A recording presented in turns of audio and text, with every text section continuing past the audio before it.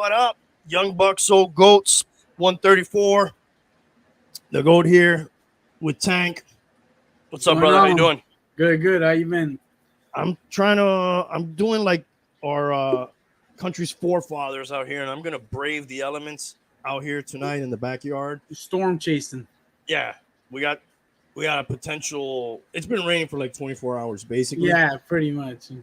And then I don't want to say like a weak ass tropical storm, but it's for pretty weak for Florida.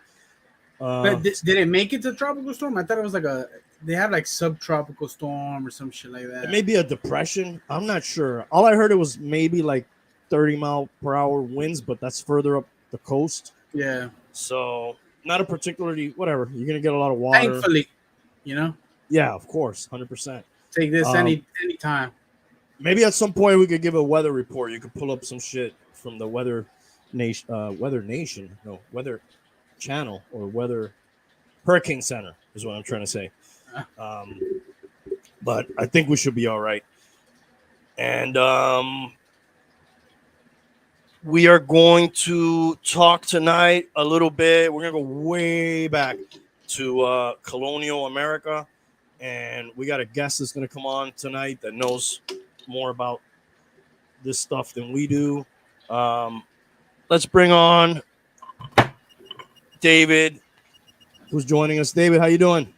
I'm doing good. Thanks for having me, Randy and Tank. I really appreciate it. Yeah, man. Thanks for taking some time to hang out with us. And let's do a little cheers to the show and to tonight's subject, which is the Colonial America. David, this is something that you're really interested in. What do you think? What do you find so interesting about this subject before we get into like some of the details about it? What I find so interesting about this subject is that I feel like it's something that we're not taught enough in schools, even at the college level, because what happens is first they'll start with the Pilgrims, which is 1620. Then they'll jump all the way to 1775 with George Washington and the Revolution.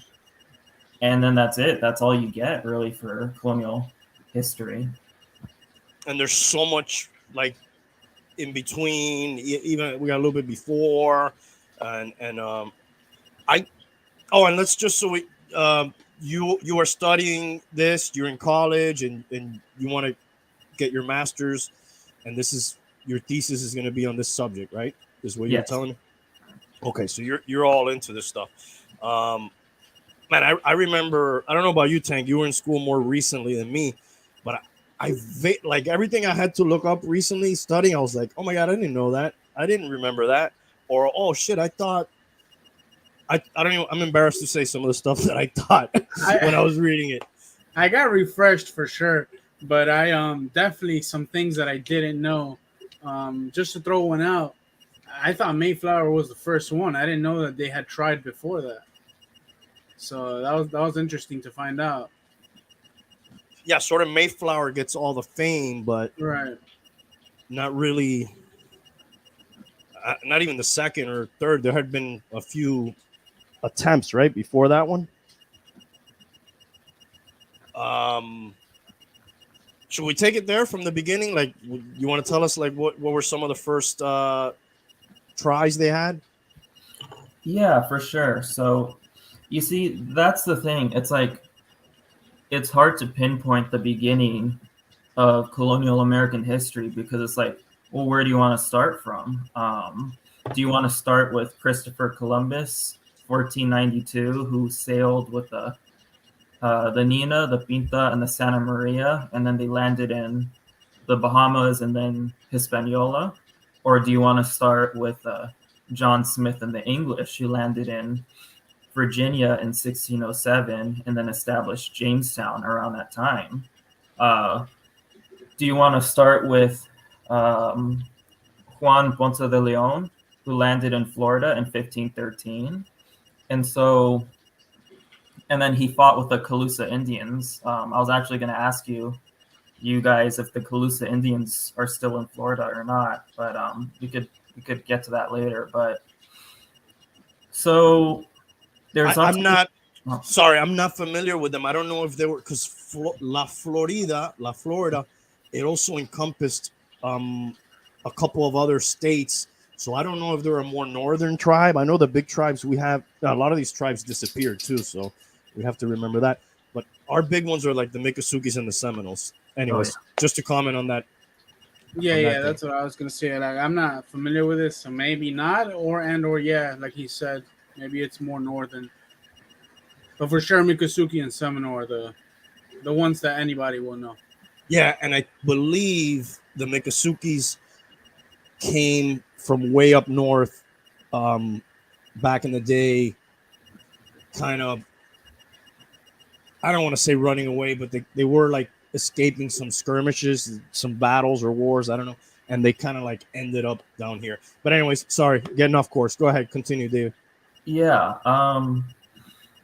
So I think, to be fair, you know, it's I I sort of agree with the school system in starting at Jamestown, 1607, because I think in the end, out of the Spanish, the Dutch, the French, all these empires that tried to take over what is now continental America, the English are more or less the ones who sort of came out in the winning end. So, and we're speaking English right now. We don't have a choice.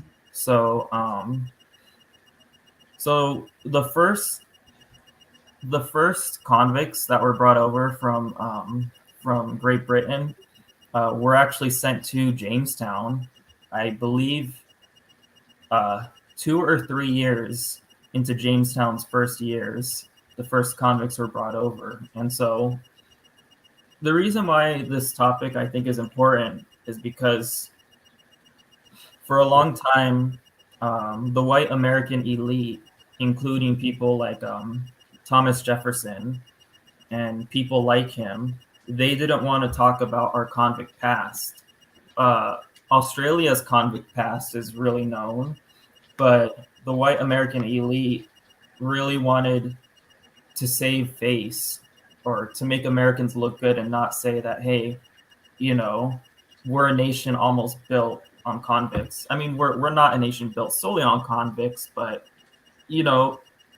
tens of thousands were brought over from 1610 to 1775. Now, were these? Yeah, that's interesting. I never really knew or heard about this until you mentioned it to me. Were these people brought over as indentured servants, kind of thing, or were they? Is that what the deal was? So, one of the things I wrote in my in what I'm debating whether or not I'm going to use this as my master's thesis or not, but for the essay I wrote for my History 501 course was that some of the authors dispute that. Some of the authors on this topic are saying that they were indentured servants. Some of them are saying that they were like something in between. But what happened was this. So a British convict would come over here. Most of them went to the Chesapeake. For those of you who aren't sure what Chesapeake means, it means Virginia and Maryland together, because I didn't know what that meant. But sorry, Tank, if you find a map somewhere of like, should we search like original 13 colonies map or something like that? Yeah, I got one. So all right. Yeah, if you want to share the screen, I can put it up. That way we can kind of see what area we're talking about here. So what happens is these British convicts, many times they were sentenced to execution, but they were given a second chance and said, okay, we're going to let you leave with your life, but you have to go to America for either 7 or 14 years, work for a private master, as an indentured servant. And many of them ended up on the plantations working alongside African or Black slaves. And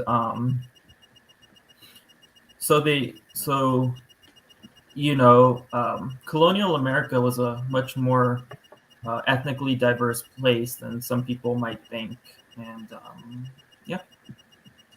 I also heard that it was so hard.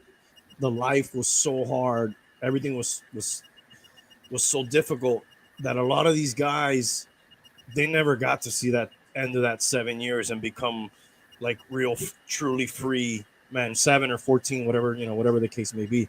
So while it sounded like a good deal, a lot of those guys just ended up working till they died because a lot of people just didn't make it. It was so hard.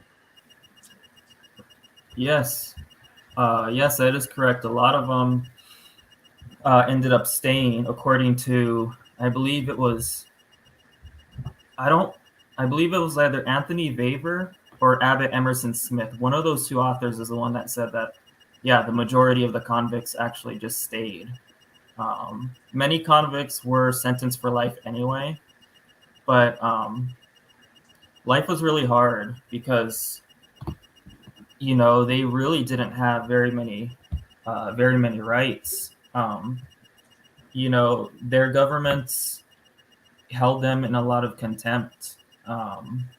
So yeah, it was almost like slavery, but at least they could get their freedom after they're done serving out their sentence. Yeah, and then there was other. This was not just for the convicts, but there was other people who were brought over as indentured servants too, who had that, I guess, that deal where if they finished a certain amount of time, they would be free. Um, Man, I think about some of these people who came, and I wonder, you know, we get pissed off when they don't have like our favorite flavor of soda at the store, or like you know, whatever thing we want to go buy at a supermarket or whatever. And then like I think about these people, and I'm like, man, these people had to have so much determination and had to be so tough, and they really had to have the ones who made it, because anybody can go and die, but like just to get there, and then you gotta be a you gotta know a little bit about construction. You gotta learn how to grow some crops. You gotta deal with these natives. It's like all these skills that you had to have. It almost seems like it'd be really tough. Our technology would probably help us with it today, but without the technology, it's like, man, wow, that's amazingly hard what these people had to endure. And that's one of the reasons why I find this topic very interesting, is because I believe there were some convicts that were sent to like Georgia, not as many, but tens of thousands did go to Virginia. And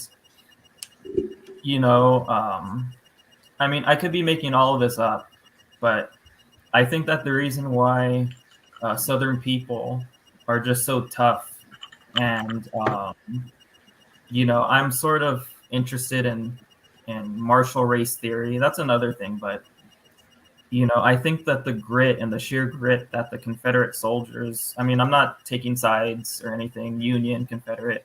It's part of history, man. We could talk about it all. It's all part of history, as far as I'm concerned. I think the reason why Southern people are a lot tougher than we think is because of that convict past, is because of that determination. So, do you know anything about these ones that went to that area? Like, were they given to somebody that had settled there? Like, here, we're sending you a shipment of convicts slash servant slash slave. I don't know, whatever you want to, mm-hmm. Is that how, were they bartered for, like, or were they just like, here you go, deal with this?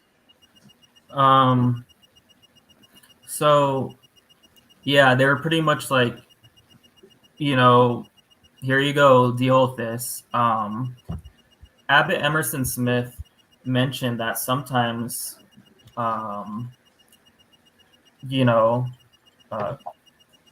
convicts on paper were supposed to be sent to like a specific place, but once they actually got to America, they were sort of, let's see, do I have it written down? No, I don't.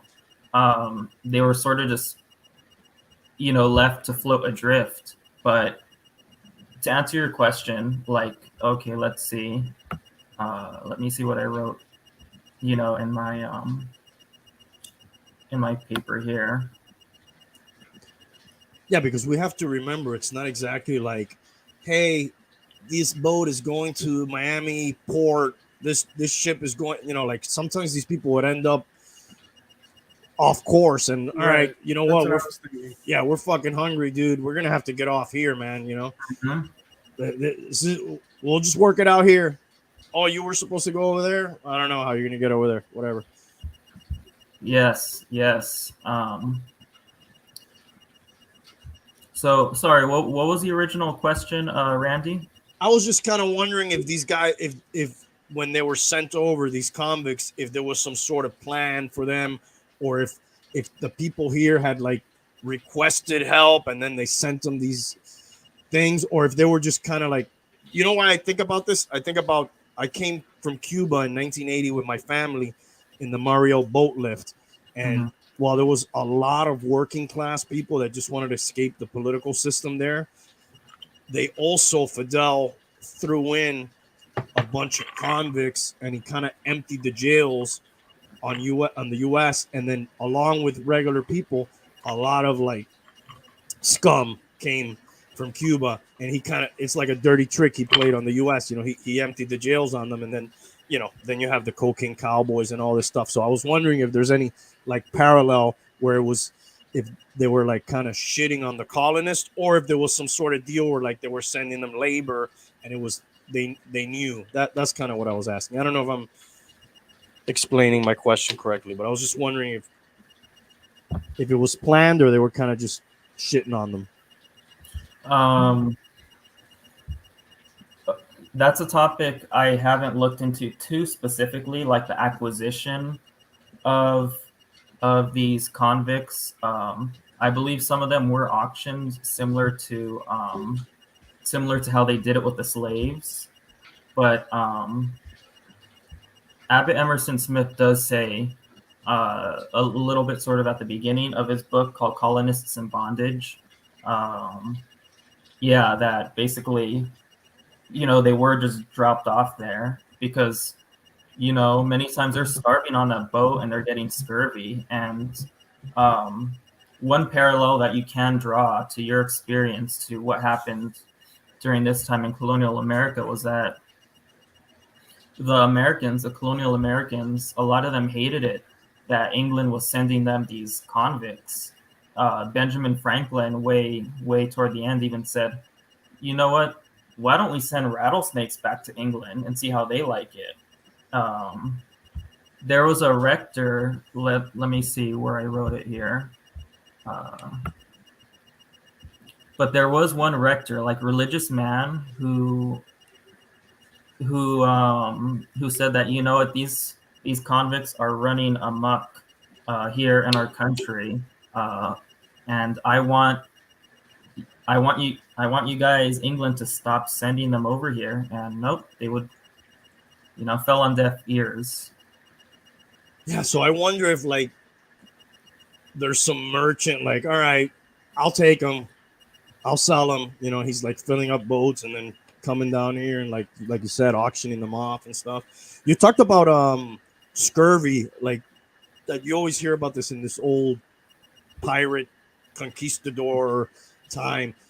That's like a lack of vitamin C or something like that. It's basically like some form of malnutrition or something that they would get. Yeah, it is. The boats that these convicts were sent upon were usually like cargo ships that weren't even meant to be carrying bodies. And a lot of them were, what's it called? A lot of them were old and beat up because they were used a lot. Some of them were, what's it called? Excuse me. Some of them were, dirty. Let me see. Oh, okay, yeah. I wrote it right here in my paper that disease was really the number one killer of passengers at sea.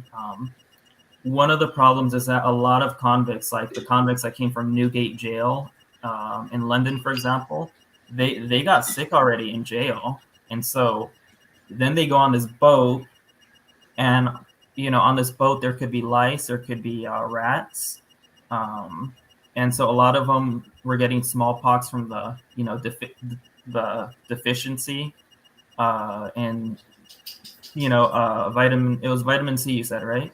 For the scurvy, I read, yeah, that was like a vitamin C deficiency, if I'm not mistaken.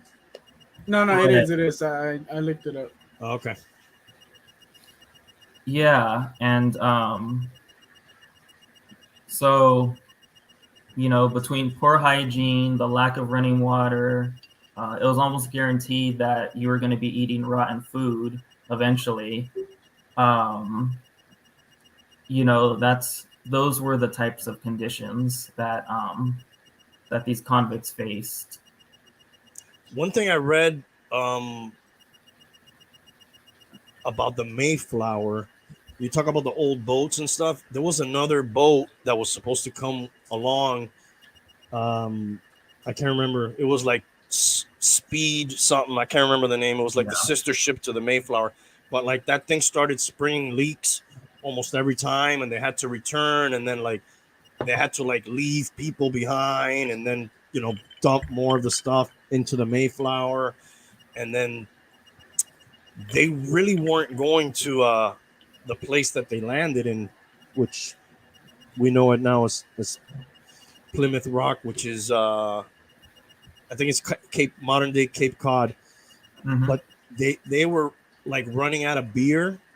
Not that they were drunks, I don't think. Maybe they were, but I read that beer was like one of their main forms of hydration, because water, I didn't understand it, but they said water would go bad eventually. So beer was something that they would use to hydrate themselves, and they were almost out of beer. So they were like, you know what? I think if I'm not mistaken, I think they were going to Jamestown or that area, but they decided, all right, you know what? We're just going to stop here because we're almost out of supplies. Just because they were out of beer. Mm-hmm. And those people wanted like religious freedom, right? That was their main thing. Yeah. Yes. Have you studied much about the natives and stuff and their interactions with them? Not specifically the natives and their interactions or reactions to the convicts, but I have read up a little bit on some of like the conflicts in the Indian Wars, and so yeah, a little bit of that. Yeah, the disease really hurt those people. That's got to be the worst one, right?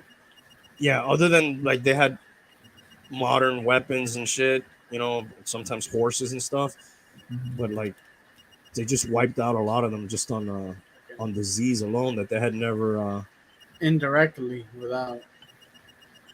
Yeah, I also read a crazy one the other day talking about Chief Pontiac, who was from like the Great Lakes area, and in one of those battles they actually like directly sent them some blankets that were like riddled with smallpox to see if they would like give them smallpox and hurt them that way. They would kill them. It would, they had zero immunity to any of that stuff. Yeah, that's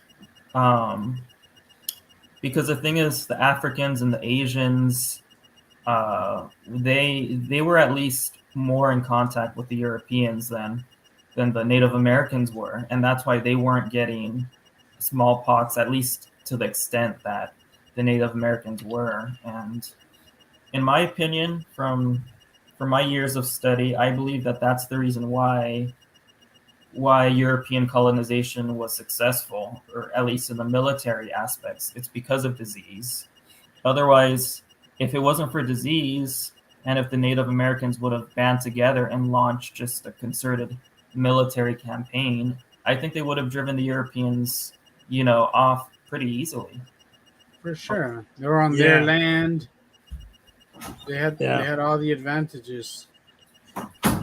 Yeah, I agree with David on that one because a lot of the stories that I read, be it colonists, French, British, Spain, whoever it was, a lot of the places that they would start taking over, maybe more so the conquistador people, the natives or the First Nations or whatever you want to call them, they would sometimes be like, okay, no, go over there because in that city over there, there's gold.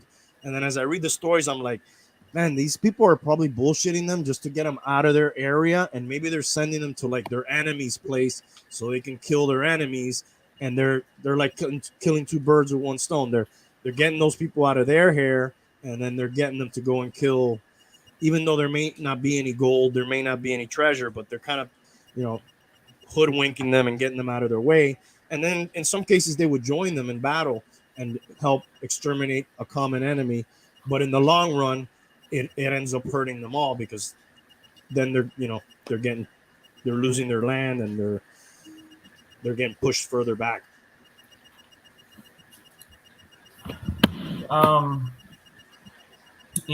That's just Native American society, North, South, Central America, was very diverse, just like Europe, just like anywhere in the world. And, sometimes there's conflict within the tribe.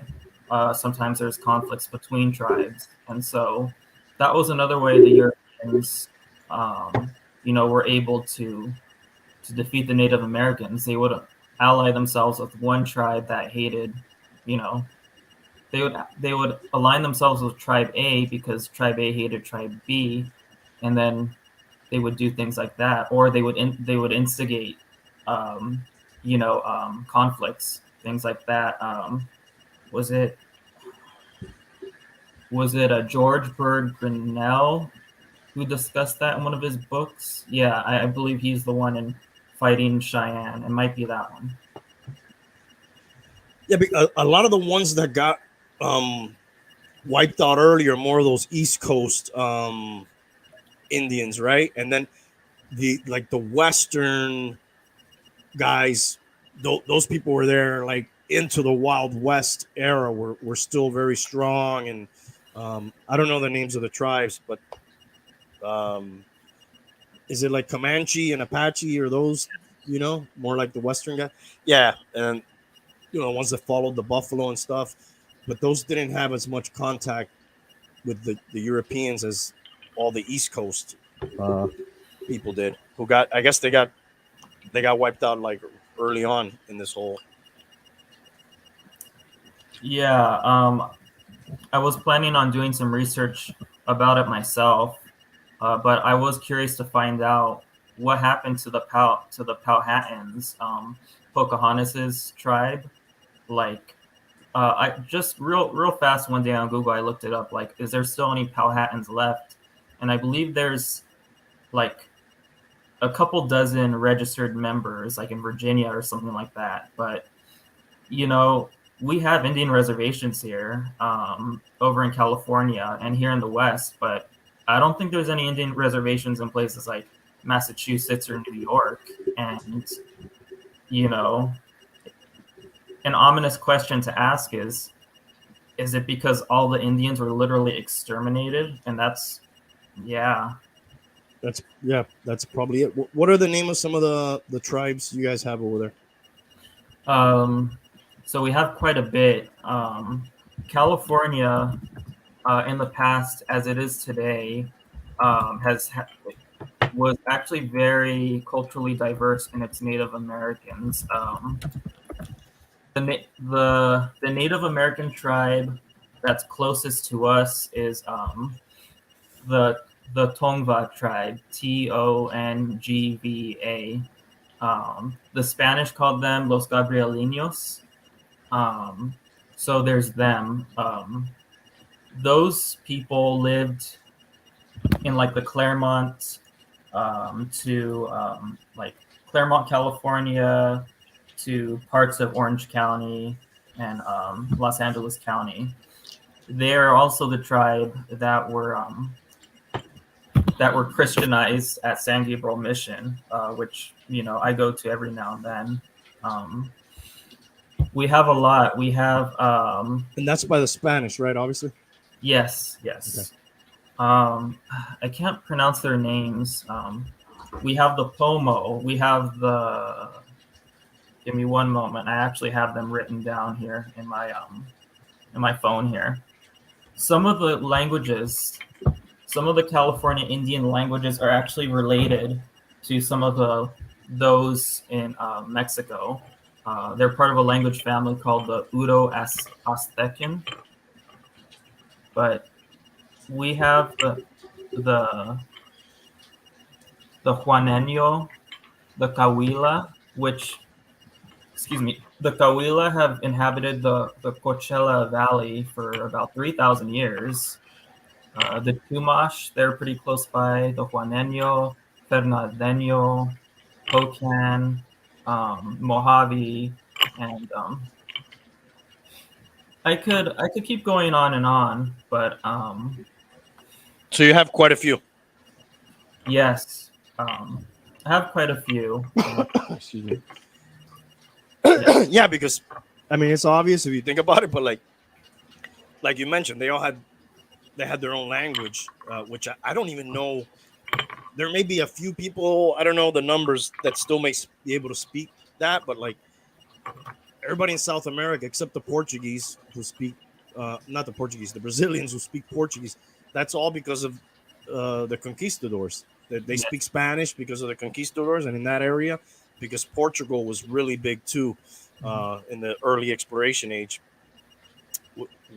What I don't know a lot about. I know the Spanish were big in your neck of the woods over there in California, but I guess they expanded to there from Mexico, and that's how they ended up in that area later. And I think they even explored then into the Pacific after from California. Like Hawaii. Yeah, and some of the other islands that are in between from California. What do you got out there? I'm forgetting the names of the islands. You got like some other big islands out there. Like the Channel Islands, the Cayman Islands. Well, Cayman is like Caribbean, right? Is it? I'm not too Yeah, sure. I think we got Jamaica, Cayman Islands. Isn't like Maui out there too? Is Maui that might be a part of something else? Yeah, Maui's a part of Hawaii. Okay, so it's all those islands in the Pacific because Columbus was trying to get. I mean, he died thinking that he landed in the India or in the West Indies, which is why these we call them Indians. He still thought that on to the day he died, but they were really trying to find a way to India was their the goal. Mm-hmm. They actually have his remains, or some of his remains. I don't know. And you mentioned Española, which is it's part of it's the Dominican Republic and Haiti's on the other side.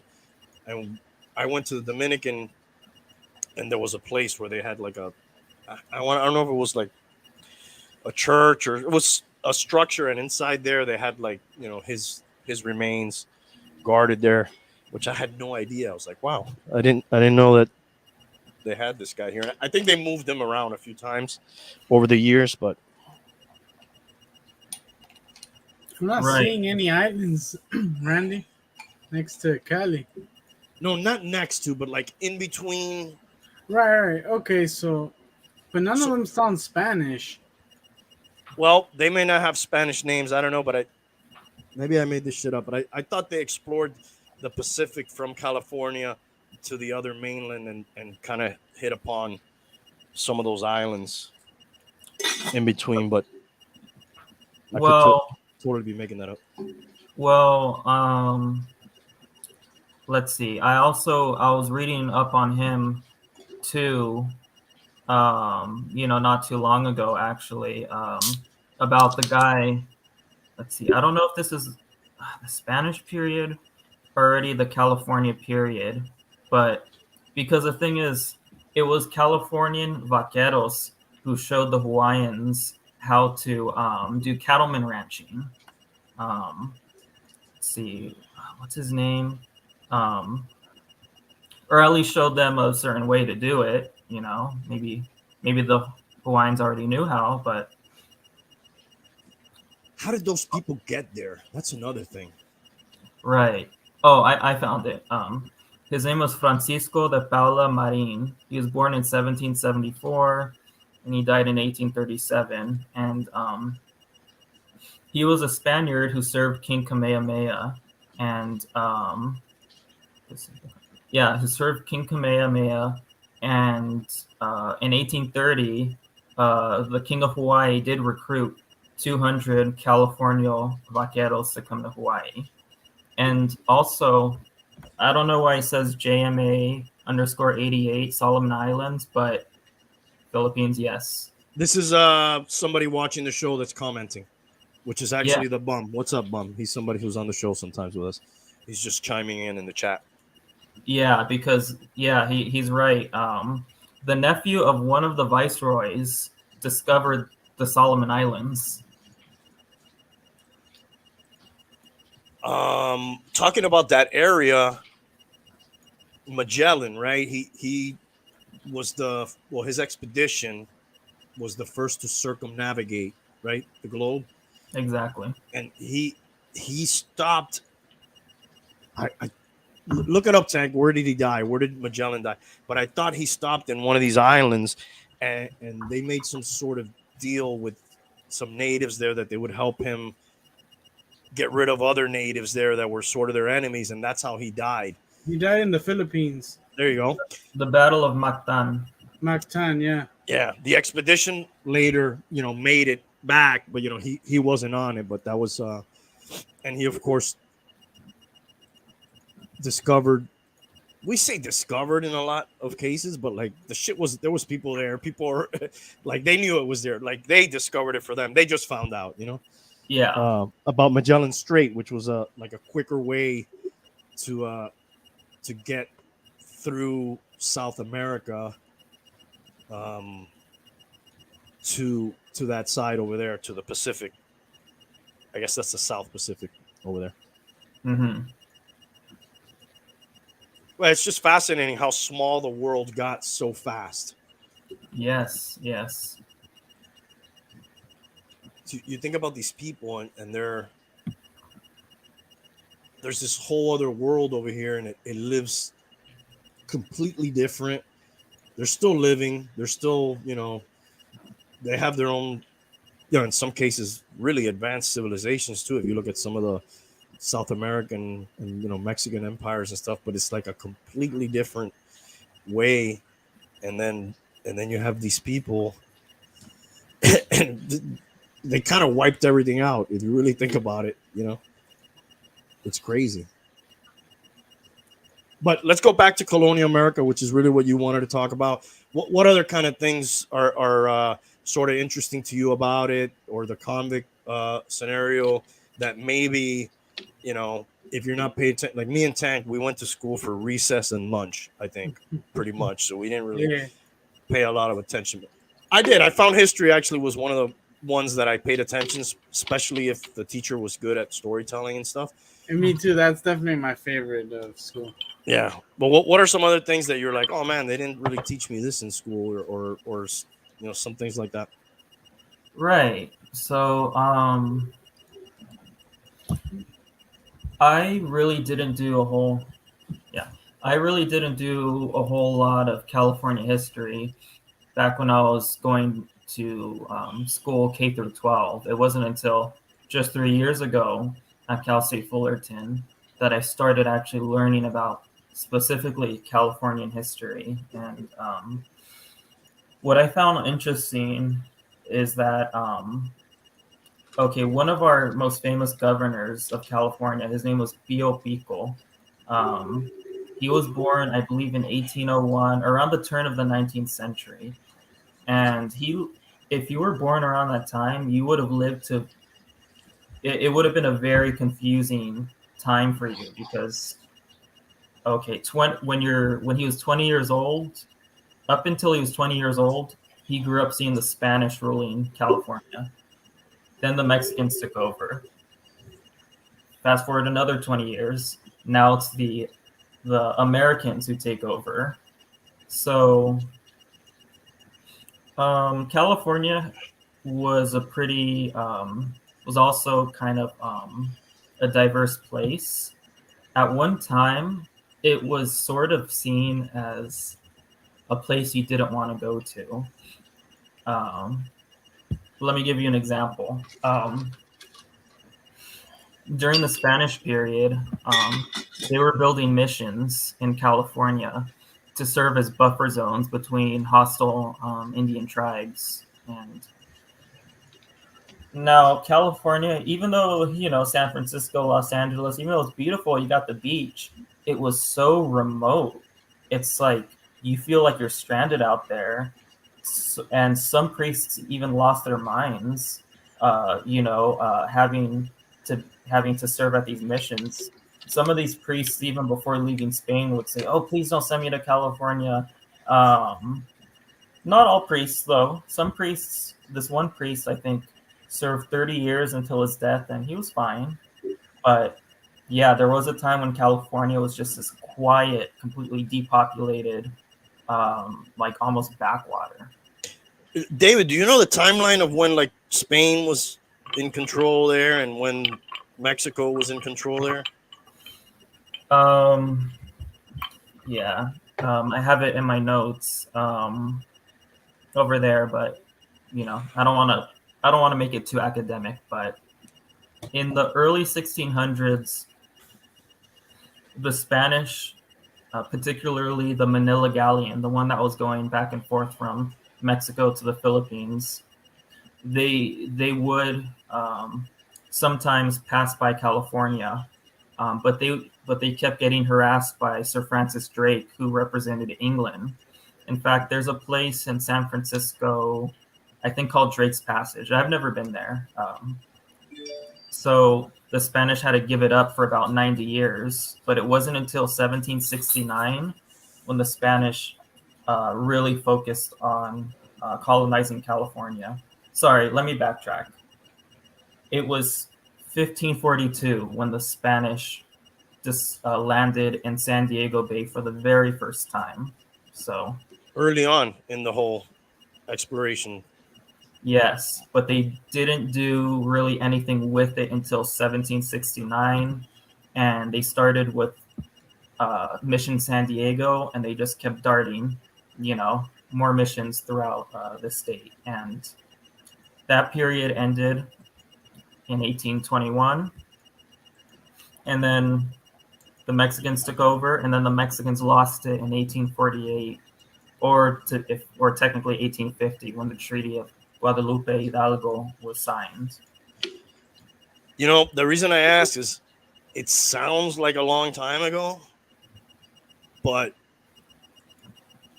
if you really think about it, it's not like a shitload of time ago. It's like when I watch Joe Rogan, sometimes he talks about this. Is like that's like 2 humans ago. If you get like a 90-year-old guy, and then there was a 90-year-old guy who kind of died when this, like 2 people ago. California was Mexican, and then shortly before that, it was Spanish. It's just kind of crazy how it seems like it's a long time ago, but it's like not really like so long ago. I know. I totally agree with you. It's like, yeah, I like the way he puts that. It's like two people ago, 2 lifetimes ago. Yeah, it's kind of interesting to think about it that way. Here in Florida, we had, I was mentioning to you the other day, we have St. Augustine, which is, it's the oldest, I think it's the way they say it is oldest continuously inhabited city, which I don't know if it's 1600 or if it's before 1600. Maybe you could check that, Tank. Yeah. So I don't butcher that. and I think Pensacola is actually a little bit older, but they abandoned it at some point. So before they went back and reestablished it. You wanted to know when it was founded? Yeah, St. Augustine. 1565. Okay, there you go. Long fucking time ago, dude. It predates Jamestown, right? Yes, it does. Predates Plymouth Rock and all that stuff. I don't remember learning about that too much in school, and then, I went to school in Florida, which I found kind of weird. We learned about the Nina, the Pinta, the Santa Maria, and Columbus discovered America, and the Pilgrims. That was pretty much it. It really, I guess there's so much to cover, but Yeah, they probably think it's too overwhelming for the kid to handle, and it's a lot. One of the things that helped me understand history was when I took this religion course, and then I started learning about religions, and that helped out a lot. And then geography, that helped out a lot. Like looking at, because borders are always changing, they're always changing. And so yeah, so if you're ever interested in the pursuit of history and you have the time and the energy, try and, look into the religion of these people, or look at, how borders change. And so it's almost always tied hand in hand, right? Like the religion, and the people, and where they're going, and where you can go, or where you shouldn't go, or where you can't go, or where we will fight you if you try to go. I mean, even to this day, it still kind of happens, in different places in the world. One thing that when I was reading about the conquistadors was always that the Spaniards were. It almost seems like they were doing this under the guise of trying to convert these people. But I think in some cases, if they were able to convert them, they would sort of spare them, or maybe not in all, but like that. It sounded like that was the right move to do. At least, even if you weren't on board, if you were a native, and you were outnumbered, all right, let's put some crosses up. They're at least we're not going to get killed, if we do that. And I know we're talking about Colonial America, but just one of my favorite guys that I read about recently was Alvar Cabeza de Vaca, which was part of the Narvaez expedition into Florida, which was a complete disaster. They went to Hispaniola first to get some horses, and then there wasn't horses there. And then they went to Cuba to get some horses, and then they had to go to another port in Cuba to get them. And then in that, going from port to port, a hurricane destroyed one of their ships. Then they got whatever ships they had left. They went to Tampa. They decided to split their expedition, half on a boat to go find a harbor, and the other half to go inland to explore. The people who went inland, this Cabeza de Vaca guy was like, hey, this is a bad idea. We shouldn't split up because, we may never find these people on the boat again, and then we're just diminishing our forces. But Narvaez said, if you're scared, or, he kind of said, dude, if you want to be a pussy, you stay on the boat, otherwise. And he was like, during that time, I guess that's all you had was like your word and your valor and your balls. So he was like, there's no way that this guy's going to call me a coward. I'll go. So he ends up going with him. They end up walking for like 2 weeks, almost starving. They run into some natives who tell them to go to another place called Appalachia, where they're very rich. They end up getting there. There's only like 40 houses, and it's not what they thought it was. They make it back to the coast. They never find the boats again. They end up building these rafts, and they're like, you know what? We're going to go to Mexico, to Panuca, to meet up with the other Spaniards over there. And then they build these makeshift rafts, and they go in the Gulf of Mexico. A hurricane splits them up. The Narvaez part of that expedition is never seen again. The part with Cabeza de Vaca finally makes it to Galveston, Texas. I think like at that point, from the original 600, there may have been 50 guys left. They're kind of starving. Most of them die that first few months. 4 of them get taken prisoner, like the last 4, which is 3 Spaniards and an African American slave, and those 4 end up like getting enslaved and passed from tribe to tribe over the years, kind of walking their way towards Mexico, thousands of miles on foot. And this guy becomes like a shaman, medicine man, and he learns their language and their ways, and they kind of barter them from tribe to tribe as like, hey, this guy saved somebody. He did like the first operation ever, pulled out like an arrow from some native's chest or something. And then like after 8 years, they finally meet up with the Spaniards, and they don't even like recognize them. And that guy kind of became like an advocate, even though he was enslaved. He became like an advocate for like, treating the natives a little bit better, because he learned so much about their culture and stuff. But the Spaniards always looked at him kind of like, you're soft, these people are savages, but he always tried to advocate for him. So I don't know. I thought that was like a super interesting story. Even though the expedition was a failure, he wrote like one of the first books that detailed a lot of these tribes that I think nobody, other than in his books, nobody really knows about them. Well, maybe his employers interpreted it as a failure, but for all intents and purposes, I don't think it was a failure. No, historically, it's amazing. Right. And the African slave, his name was Estevanico. I remember that. Yes. And, yeah. And so, I was watching a documentary on this years ago on History Channel, and it was Cabeza de Vaca, Estevanico, and just a few other guys, and they ran into I don't know if it was Francisco Coronado himself, but it was Coronado's people. They ran into them, and then that's how the Coronado expedition got started. Coronado expedition went north from Mexico, right, to explore like Southwest America.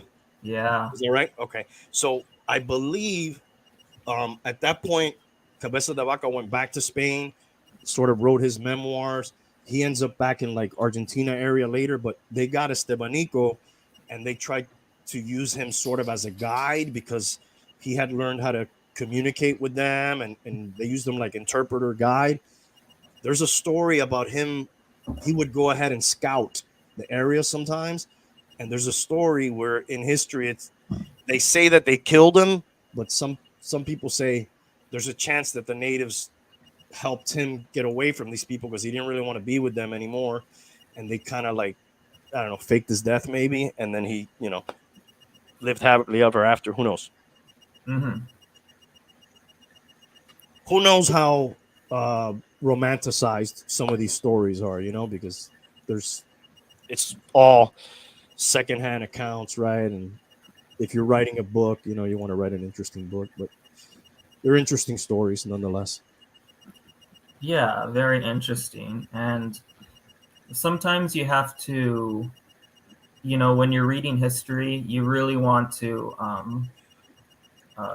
you want to be a little skeptical. You want to try and read between the lines. And sometimes, like, you just got to use your imagination, and you got to, do a lot of speculation. I really like watching historical reenactment, and I really like watching historical dramas, not because I'm looking for like actual information, but because I'm looking for someone's visual interpretation of this episode in history. And that's why I'm watching right now The Queen and the Conquistador on Netflix. It's because this is the first visual interpretation I'm seeing of the Spanish in the Dominican Republic. And when I looked at the date and it said 2020, I'm just like, that's crazy, because this is such an important part of history. That's where it all started over there. And there are some issues. There are some historical inaccuracies with like the armor and the pistols and historical weapons and armor. That's kind of my thing. But yeah, so they are interesting stories. It seems like an under served I don't even know if it's a genre or whatever, but it seems like there's not enough movies or shows or I know there's a lot of documentaries and stuff, but it seems like such an interesting time and era that is not really that focused on when you think about like entertainment. You mentioned you like weapons and stuff. So these colonists, back to the American colonists, what sort of do you know like what kind of weaponry they were working with when they got here? Which I know was one of their advantages over the natives. Okay, so um, the armor that some of the English settlers that came to Virginia were wearing were it was just a steel breastplate, and that's it. They didn't really. I don't think they had any steel armor for their legs. They did have a helmet. It's either called the Morian helmet or the Cabasset helmet, but it was steel, and they had matchlock muskets, which you would have to load one at a time. You would put the powder in through the barrel.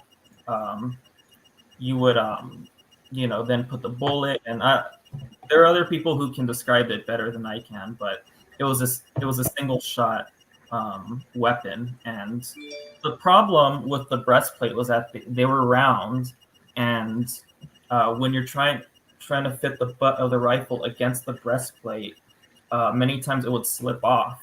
So some breastplates were they'd make a lip here, so that way you can fit the rifle more effectively. And so there's that. Many Indians were very intimidated by the musket, even though there's maybe only like 20 musketeers in the whole battle. Just the smell and the loud sound, because those things were loud, and seeing a man shot dead, from one shot, because they're used to seeing arrows go through guys, and it takes time for the person to die or bleed out with an arrow. But if you get shot in the head or something, or in the heart with a musket, it's over. Yeah, That must have been crazy for them to like see like some dude standing next to them just get blown away like they've never seen before. right. Because they're So working with bow and arrow. These natives are working bow and arrow. Maybe do they have like an axe or something like that, or some sort of melee weapon, and that's pretty much what they're working with, right? spears, wooden armor. Some of these colonists maybe had like some sort of. Did they have some sort of crossbow in this Yes, era too? Okay. yes, definitely. The thing is, during the 1500s, and okay, from 1492 up until 1643.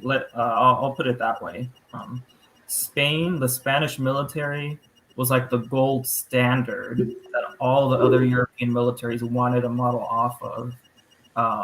It wasn't like, okay, this town had this style of armor and this style of sword. Okay, now this town, it was actually a little bit more simple than that. Swords were traded across long distance. Weapons and armor were traded across countries, and that's sort of beyond the scope of this, this episode. I know we're kind of running out of time, but yeah, I haven't worked with historical weapons and armor really hands-on just yet, but I do have a portfolio where I do compare pictures of weapons and armor from different cultures across space and time that, maybe I could share with you guys, anytime. Cool. Anything else? We're getting around the hour mark. Anything else you want to hit us with about the convicts in colonial America or this era before you go? No, I think that's it. All right, man. I want to thank you for joining us tonight, man. It was cool. And yeah, maybe we could talk about some of those other subjects another day, David. All right, sounds good. Thank you guys for having me. All right, man. Thank you. Have a All good right, one. All right. All right, Tank. What do you think, man? What would you be if we were in Colonial America? Would you be, um, first of all, would you be a conquistador? Would you be a colonist? Do you think you'd be like a native? Would you be one of those convicts that they brought over? Where do you? What do you think? Where do you put yourself? Let's do two. Let's do. What would you think you are, and what would you really be? I think maybe I'd be a native, or what I think I would be. You But sort of have maybe, that pirate beard going, dude. maybe really though, I'd be a convict.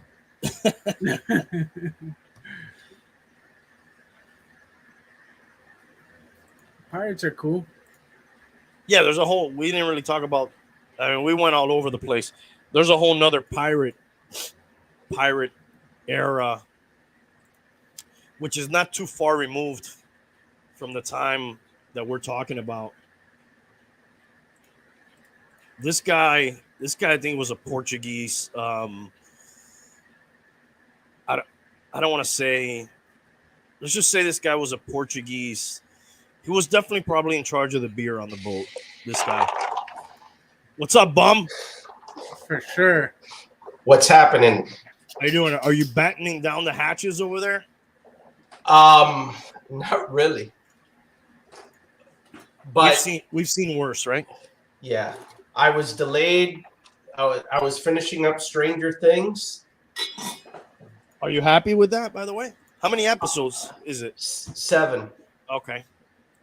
Um, I haven't seen them all. I'll say that. yeah, I think it got better towards the end, but I think the whole story thing is kind of repeating itself. So I'm not sure how much blood they'll take out of that. But I mean, it wasn't bad. Dude, I want to go back to this comment from Hialeah that I didn't put up when he said it. But is this true?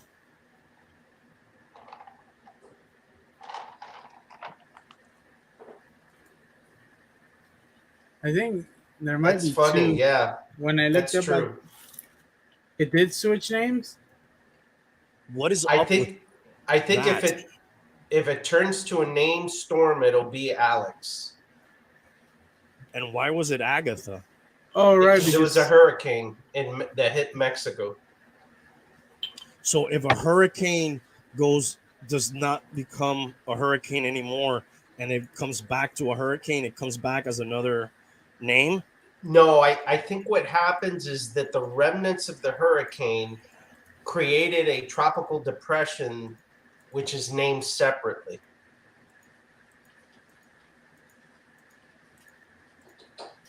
Okay. Like the hurricane created a disturbance, the remnants of it, I think, created a tropical depression, which they get named separately. Okay. So sort of this Agatha kept going, but like a little thing off of it then later would become Alex if it becomes like a a hurricane. spin-off. Yeah, it was Almost like a spin-off. child, like it had a baby. Sort of, yes. All right. Very controversial.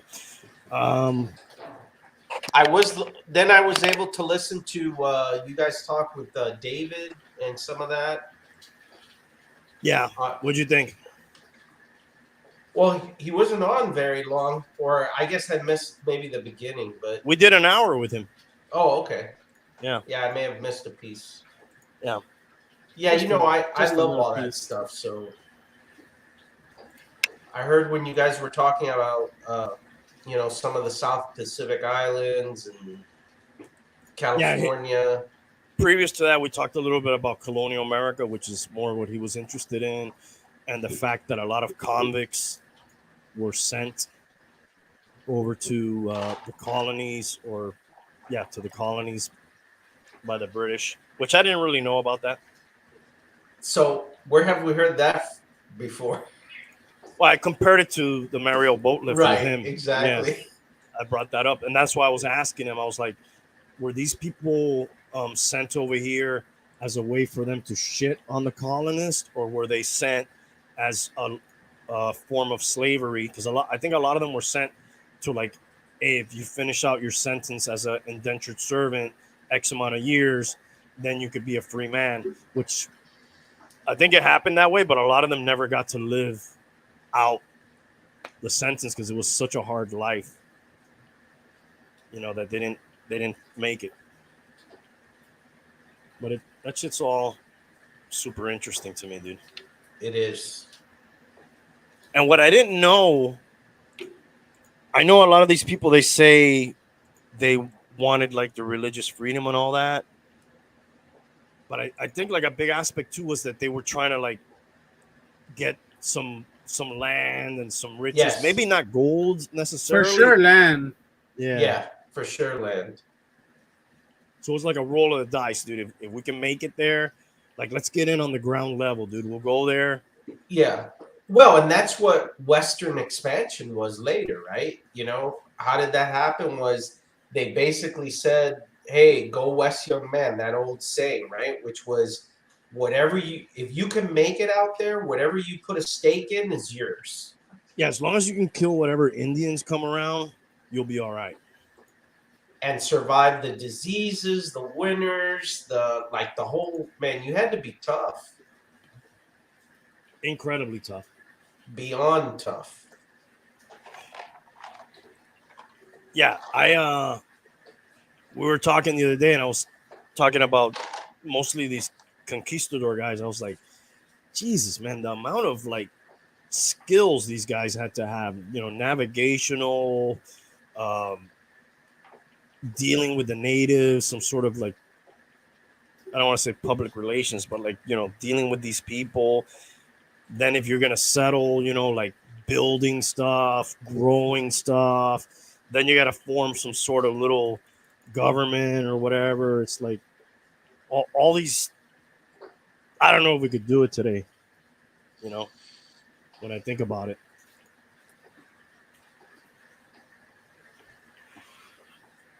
And it's not like a shitload of time ago. It's like 5 or 6 people ago, if you think about it. Definitely. And the British were always pirating too. I didn't get into this with them. There was like a lot of failed colonies too. So like before Jamestown and before the Pilgrims, there had been some other attempts. Is Jamestown the one where they were doing bad? And I can't remember the guy's name. He went back to get like supplies and stuff, but then Spain was attacking the British, and they took his ship over. Yeah, like he had like 3 years where he had no way to come back, and by the time he came back, they were all gone. Is that Jamestown? I believe so, but I thought that is Jamestown. But that's not the lost colony, right? No, I think the lost colony is Roanoke. Roanoke, maybe. All right, I fucked right, Virginia. So maybe I'm confusing this story with that place. I thought that there was this theory that they, in the lost colony, that they may have tried to go back to England for supplies and got lost at sea or something like that. But I also know the story you're saying where a guy went back and they were in the middle of like a Spanish Armada attack and they needed every ship that they could muster and they took his ship. Like he was drafted. Yeah, I believe this guy's name was John, if I'm not mistaken. That happens. He made a donation. There was a lot of Johns on that era. Yes. And Pocahontas, that whole story is with Jamestown too, right? Possibly.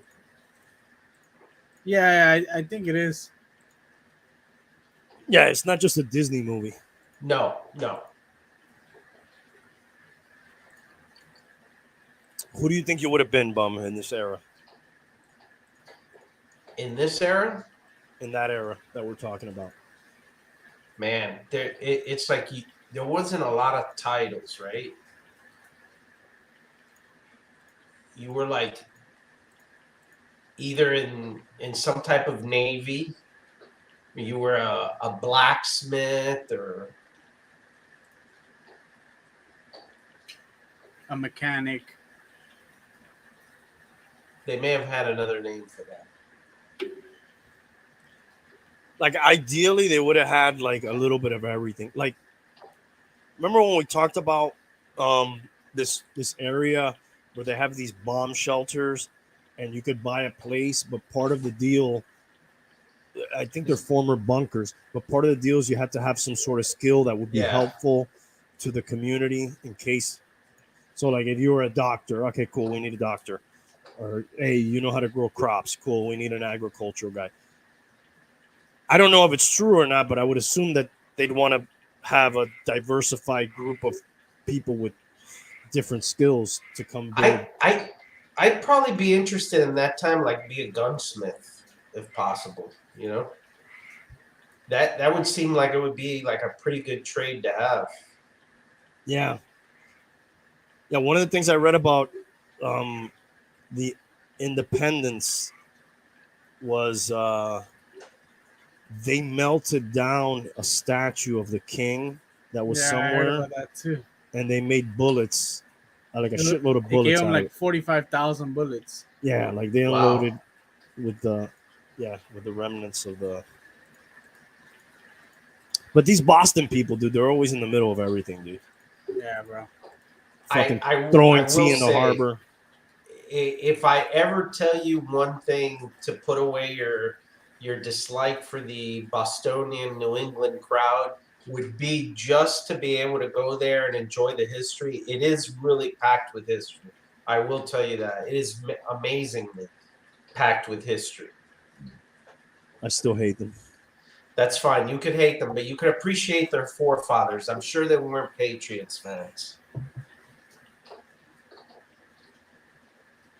No, yeah, I'm sure it's rich in history. I mean, you could literally walk. You know, you could go see where the Boston Tea Party was. You could go see where the Pilgrims landed. You could go see where the Salem witch trials were. I mean, I wanted to ask him about that. Yeah, that's another Yeah. thing we didn't get into. I had some notes on that. That was 1690. I'm sorry. I think the first ones were in 1647, and 1730 was the last. So And do you know It why lasted it a while. stopped? it stopped because I think they accused like some governor or The governor's wife, yeah. yeah, dude. He was like, all right, well, you know what, dude, you're out of Wait a control. minute. Maybe we've gone a little too far. I think we need to stop this witch hunt shit. I and mean, they- most guys would have been like, yes, Yes! we need to kill this woman. But the whole concept behind the trial piece of that was really flawed, right? Like, They don't know why it started. well, I'll tell you about a theory I read, but before that, like, wasn't it that if you sank to the bottom, you weren't a witch, but if you floated, you were? Right, Like- right. It was shit like that. And like nobody would ever float. So, Or but if it was you, like they would sink to the bottom and like they would die. Yeah, there was a lot of shady shit going on, dude. It was really mass hysteria, and then there was this intimidation where they made it where like if you don't confess, we're gonna kill you. Yeah. And if you do confess, we'll let you live. So like if you're like, all right, what do I do here? Yeah. Okay, yeah, I'm a witch.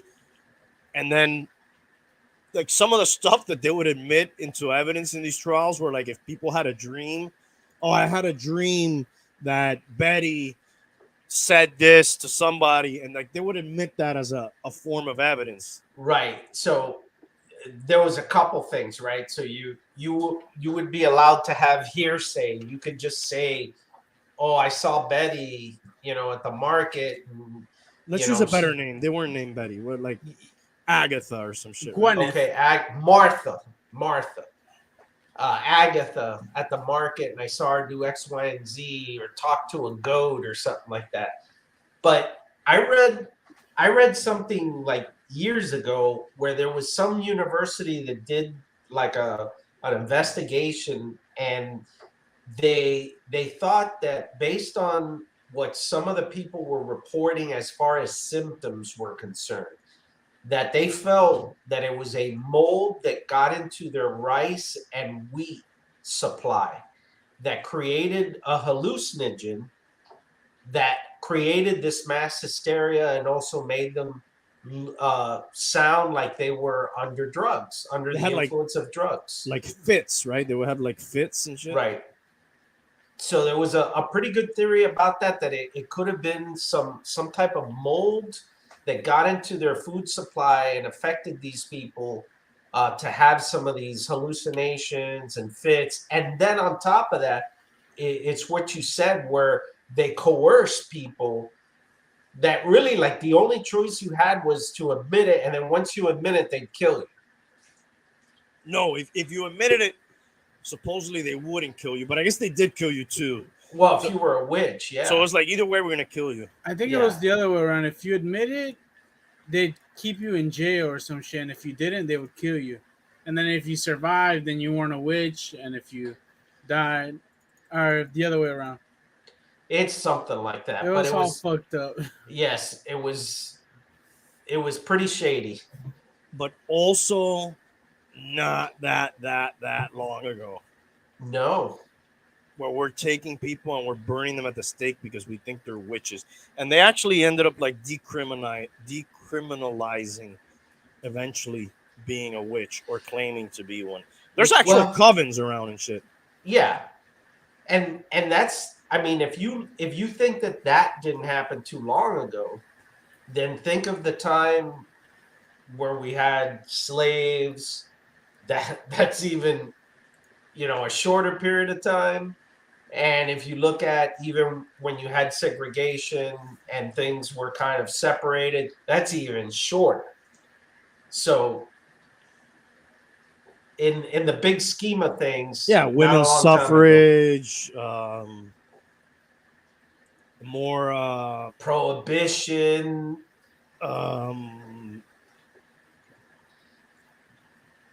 gay rights and things like that, that's even less. Yeah, it's a relatively drop in the time bucket, right? Gun laws. Another thing that I didn't get to touch on with David was there was not a lot of fucking bathing going on back then, dude. No.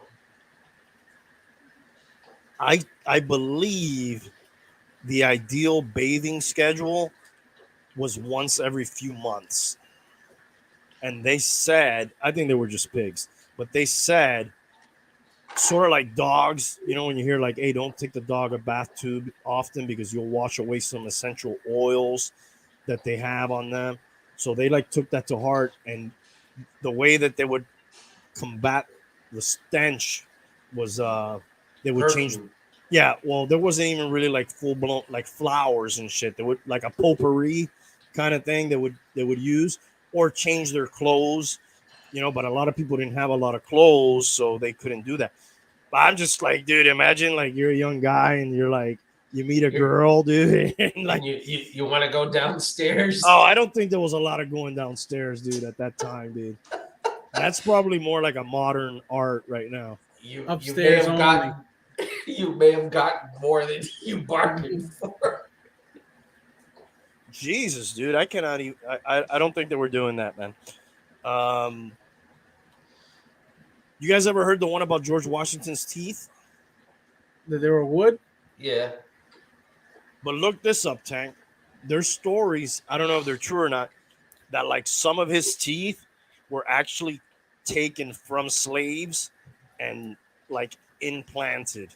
I definitely have heard that. I don't know if it was about George Washington, but I have heard it about other people. Yeah, and I thought it was a little later than George. I heard one that had to do with George on that one. Did you hear how does that work? Because I mean, now like those implants, they're supported into something. You know what? Screwed up. Yeah, I'm misspeaking. I believe his dentures were made with those teeth. There you go. Yeah, that may be the.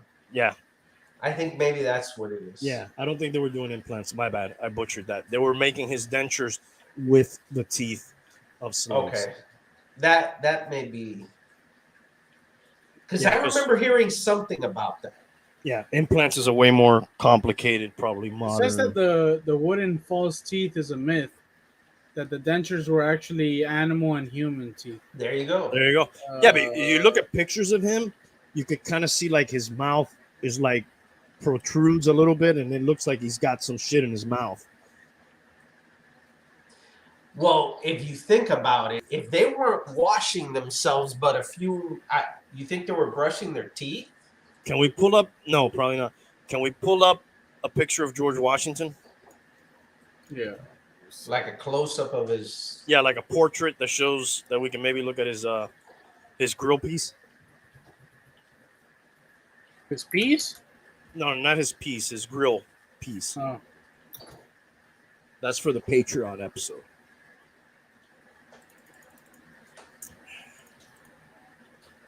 Alright. Oh, another thing I forgot to talk about with him. I'll get to it in a minute if we can pull up. Yeah, I'm gonna bring it up right now. George Washington here.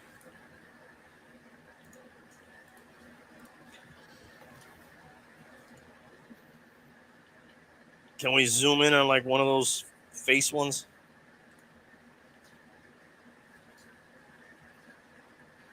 They had sunglasses back then? He was really advanced. He had the shades on back then. That was when he was DJing for a little while. Oh, that must have been during COVID. Mm-hmm. They had that back then. You see, like, there's something up with his mouth, right? Yeah. He looks like he's uncomfortably. It looks like he was suffering. Ouch. Is that supposed to be his mouthpiece? Yeah. That looks like metal and shit, dude. Yeah, it was lead and springs. Oh my god. Oh my yeah, I heard God. about the springs, dude. So he probably was suffering from lead poisoning. Yeah. Jesus. Jesus. Jesus. Jesus Christ. Jesus Christ. I love you, Jesus Christ. But you know, Obviously considered the greatest president of all time. he's the father. He's the This is father. what he thinks. Well, he said that he thought he was better than Abraham Lincoln. He never said Washington. He didn't go Just that to far. be clear. Yeah. Yeah. So he's not, He's not that crazy. he didn't take it too far. Yeah. Actually, we talked about the Boston Tea Party for a second, which is when they dumped a bunch of tea in the harbor because of taxes and stuff. But like I read, that's not even the first or even second time that any of the colonists did that. There's some lesser known. That's sort of the one we hear about in school and stuff. But like it had happened in other places, and that whole shit had been brewing. It was like a series of events that led these people to say, you know what? Oh yeah. Fuck these guys. We're gonna rule ourselves. Boston Massacre. The Boston Massacre, I was gonna say that. There was really a lot of, when you look at it, it was terrorism. We started, the people here, the forefathers, they basically started to do, terrorist acts. Sabotage. Sabotage. Saboteurism. Is that a word? It is now. All right, saboteurism. Did you hear about the Mayflower that they just stopped where they stopped because they ran out of beer? I never heard that one, but I could see that happening to me if I was in charge of the Mayflower. Did you freeze? What's that? Is he frozen, Ted? Yeah, he froze. Okay. Or he's just been hitting that. Yeah, you're hitting that hard. You're back now. Yeah, I think I'm facing weather connectivity issues. But what I was saying about the beer, I don't think it was so much that they were drunks, but that they used it as a form of hydration, and that water somehow went bad on these trips, but beer didn't. So the fact that they were running out of it, they were like, we're not going to keep sailing down the coast to meet up with this other colony. We'll just stop here because we're almost out of beer. I don't know Wow. what kind of drinks they had at that point, if they were just dealing with beer only, I thought it was ale. which is a type of beer, right? Yeah, it's like a stronger, darker. When do spirits come into play? Spirits. Wine you obviously had for a long fucking time. Yeah, even before beer, probably. Mm-hmm.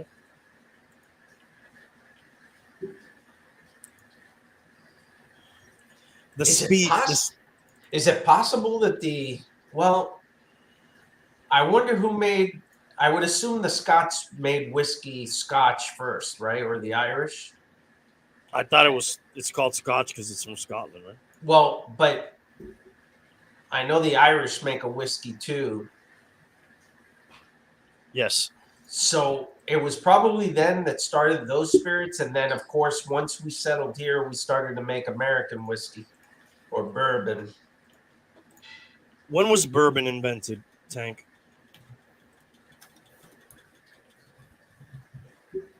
And Tank, I know you got a whole ass, so feel free, man. Don't feel bad. 1789, Elijah Craig. Elijah Craig. I like that bourbon too, dude. I got some at the house. Yeah, Sam Adams. Was he a real dude too from that era? He was. Yeah. I don't think he made the beer. The beer's more named after him. He was a beer maker. Was he a really? beer maker, or was Yeah. he, or was he one of the He was a troublemaker.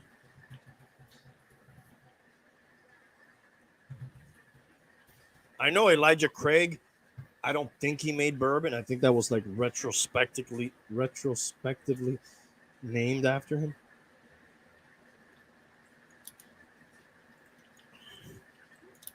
Who are like some of your favorite characters from this era?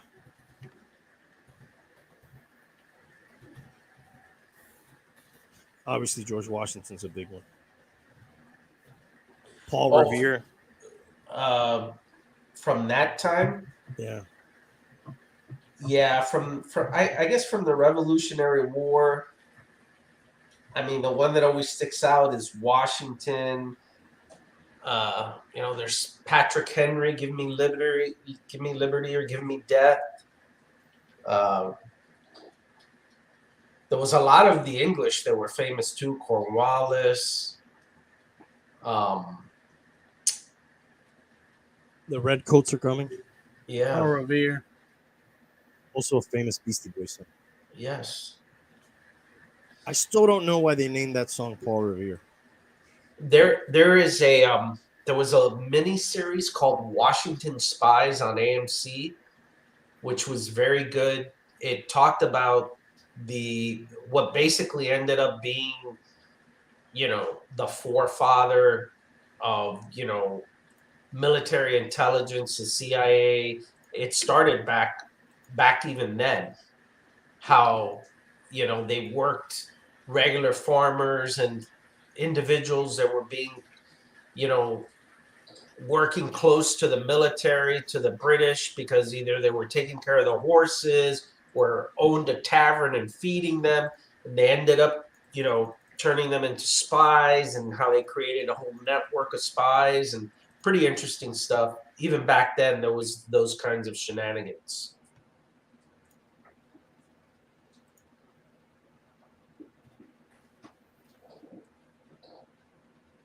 Did you freeze again? Yep. Yeah, he's in the middle of the storm we got going on. It's amazing, man. It's rained so much. I think the whole day it hasn't stopped. My pool is, to say overflowing would be an understatement. He's back. Yeah, I think the spies got a hold of my feed. Yes. Yeah, I'm looking at my pool, and it's going to be overflowing shortly. Mine is already overflowing. It's like an infinity pool. I look Yeah. out the window and it sort of goes into the lake. There's Nice. another I'm lumping in the conquistador. I'm lumping in all shit here. But then I also think about, like, I guess it's accepted that the first people ever were sort of in the Middle East area, right? Is that true? Or am I making that up? Like you mean like in the Iraq area? The first humans, Yes. and then we start talking about, they run into natives in islands, or they run into natives in North America and South America, and then you're like, how the fuck did they get over there? But then you have to look at the whole Pangea thing, and the land bridges that we were talking about the other day, which is They got him. They have them under surveillance. Ladies and gentlemen, we got him. All right, he's back. do you ever hear about those land bridges? That they like real actual bridges? No, they're like land. They call them land bridges. It what it really is areas that are now separated by water, which at Right. one point there was I think so. land. Something about like the Eskimos. That's I think the most famous one. I forget The the Bering name. Straits, yeah. Yeah, which, like, I guess connected Russia with Alaska, Yes. Right. and then like. But during- wait a minute, doesn't that still exist? I don't think so. I don't no. think you could walk from Russia to Alaska. I can see Russia from my window. Sarah Palin. Yeah. I could have swore that the Russians could. I thought there was always a danger of the Russians invading through Alaska. Well, they'd have to cross the sea. Let's pull up a map of Alaska Yeah, that's and what Russia. I'm trying to get into right now. I thought the Bering Straits was still. Well, I guess if it's a strait, it's not the. It implies that there's water. Never mind. Yeah. But at one point, you could walk Yeah, I got there. it.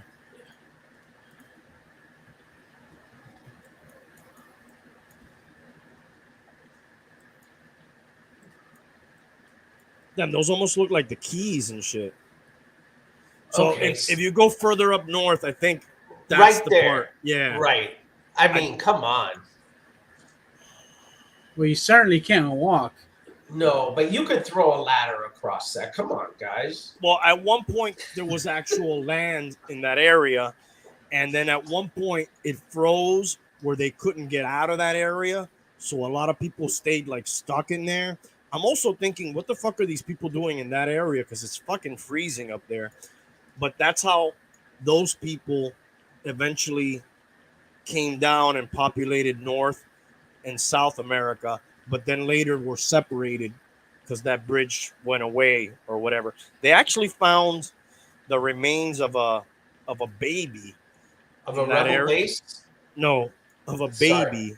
Of a baby in that era that they did like some DNA testing on and stuff. And it was kind of interesting where they're able to trace back to like some of the early Hey, people. Check this out that I found when we were looking at the stuff that you guys are talking about. What is this, dude? It's just like an island.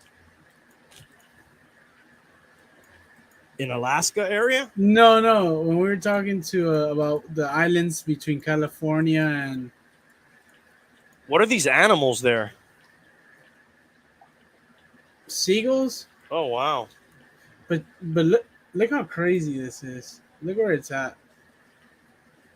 Oh shit! It took me somewhere else. It's like in the middle between. It's in the Atlantic. Oh no. Where's Right it? here. South. Look, it's right here. Look. Does this place have a name? Yeah, It's in the midway middle. right here. Oh, Midway. Funny you mentioned that. Can You you know do what's this the satellite imagery on this? wow? The timing of that is almost eerie. You see that little box on the left? You can click on that and it'll show you satellite imagery. Where? This right There's here? there's a little box on the left of your screen. And I think if you click on it instead of map, it'll show you. Yeah, there you go. Okay, got it. Hold on, let me find it again. And why is this Erie, Bum? Because he looked up the island of Midway. And tomorrow, June 4th, is the anniversary of the Battle of Midway, which was a critical World War II battle against the Japanese. That basically it was our first big win after Pearl Harbor. So this is a military base that we have? I don't know what it is now, but it was then. And we tricked them to believe that we were going to have an invasion force come, I believe, out of this island, and we ended up attacking their aircraft carriers in the middle of the sea before they actually bombed this. They got to bomb it, but we tricked them and we sank like almost all their aircraft carriers, and it was our first real big win in World War II. It was called the Battle of Midway, and that actually started June 4th, which is tomorrow, obviously, 80 years ago. How about that? Wow. That's Timely. insane. I just found it. I was looking for islands, and it was like, I just zoomed in. I was like, what the fuck is this? And then there's like houses and shit. They recently made a remake of the original movie from the 70s. They had like an all-star cast, by the way, including Larry Zonka in the Wow. original. I thought the Battle of Midway had to do with the Chicago Bears or something like that. Bora Bora. Is that one of the ones you were talking about, Randy? Yeah. That's like a vacation spot, right? I don't know who settled that first or whatever. So does anybody live on Midway today? Yes. I found people on there. Oh, really? Yeah. So the Japanese, basically, the whole War of the Pacific was battling for those islands: the Philippines, Midway, the Solomon Islands, Samoa, the Battle of Atoll. There's a place called the Atoll, I believe, that's out there. It's a chain of islands, and what the Japanese were trying to do was work themselves up those chain of islands all the way up to Hawaii, so they could then attack the west coast of the United States from there much easier than all the way from Japan.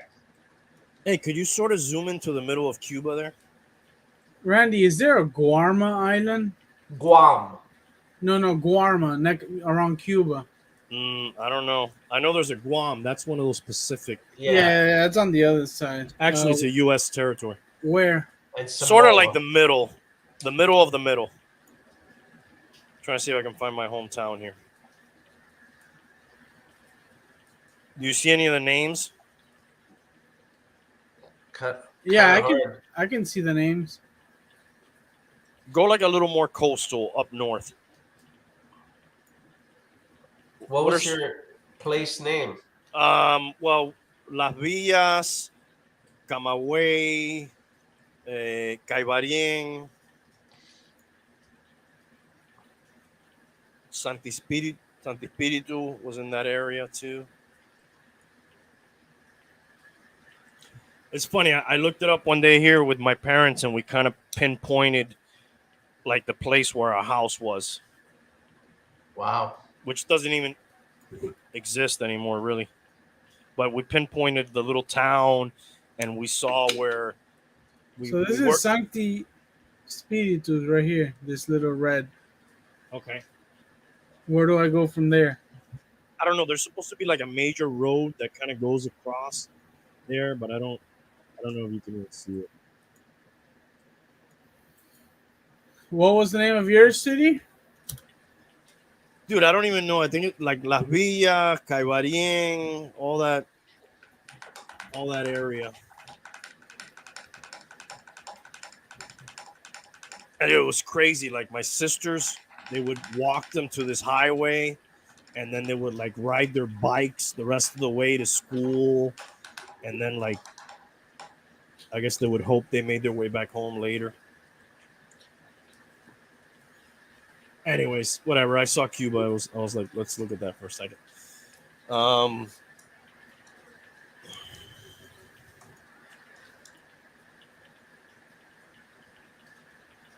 all right. Anything else about Colonial? I had just have some news stuff we can talk about if we're done with this exploration stuff. The Minutemen, dude. They had the Minutemen. That had nothing to do with their performance in the sack. That might be Bermuda. Is that Bermuda? Yeah. Yeah. I believe that's still owned by. Is that still owned by the British, or they are independent of them? I know the Bahamas are. But What's they are independent, though, right? Of them. I don't think so. I don't know about Bermuda. Maybe they did. What's the Bermuda Triangle? That's from Miami to Bermuda to Puerto Rico, I think. Look it up. Let's get a map of the Bermuda Triangle. There's a lot of. I'm pretty sure the Well, three. So, The one of you 3 told me a points. recent theory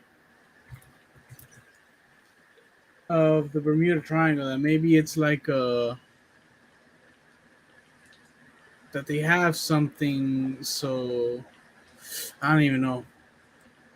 Well, there's been some talk that was all kind of a fake story because there really is some sort of like extraterrestrial or weird stuff going on there, and they don't want anybody going there. But I don't know how much truth there is to that. Yeah, so it looks like it's that the bum said, that area.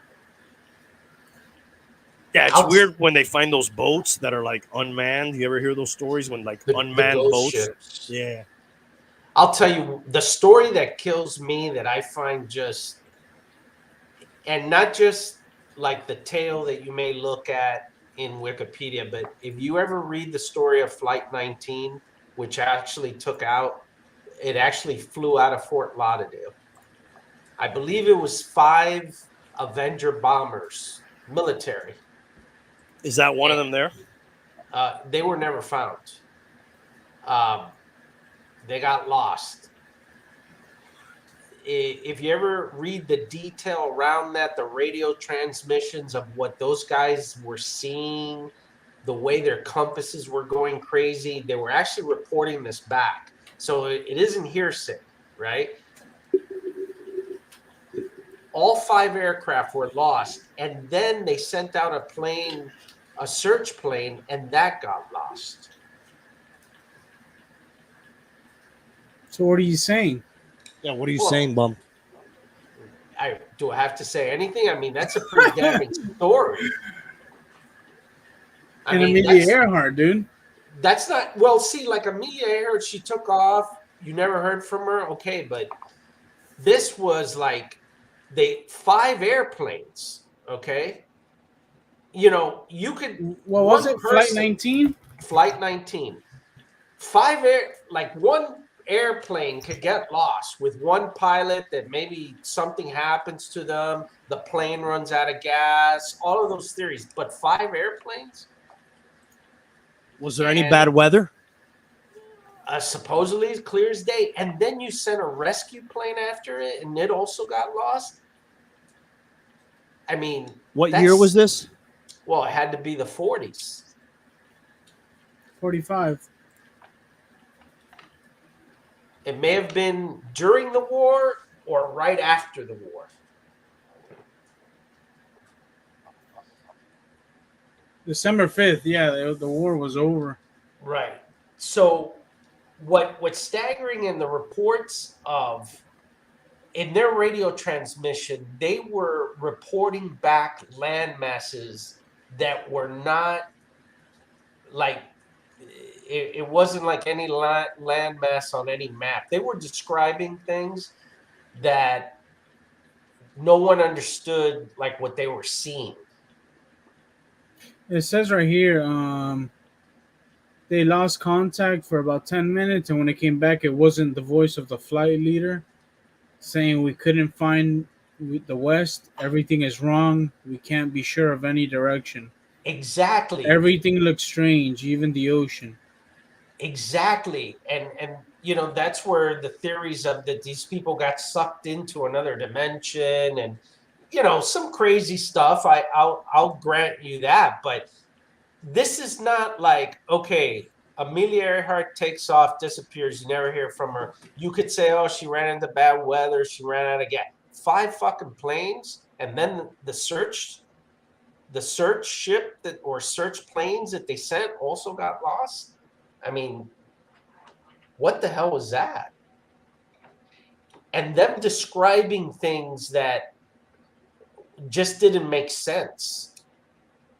You know, land masses, locations.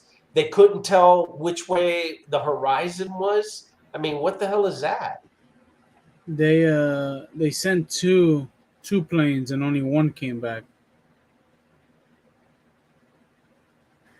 Oh no, 6 planes it says. Yeah. Well, in total there were 6 planes. The original 5, and then the rescue plane that got lost. And what do they make of this? Well, that's one of the more damning stories to explain. You know, a lot of them say, you know, they got lost, they got confused, and they ran out of fuel and crashed into the ocean. How do you get rid of 5 airplanes? How do you get rid of a cramp in your hamstring? Asian masseuse. You gotta stretch out your leg all the way.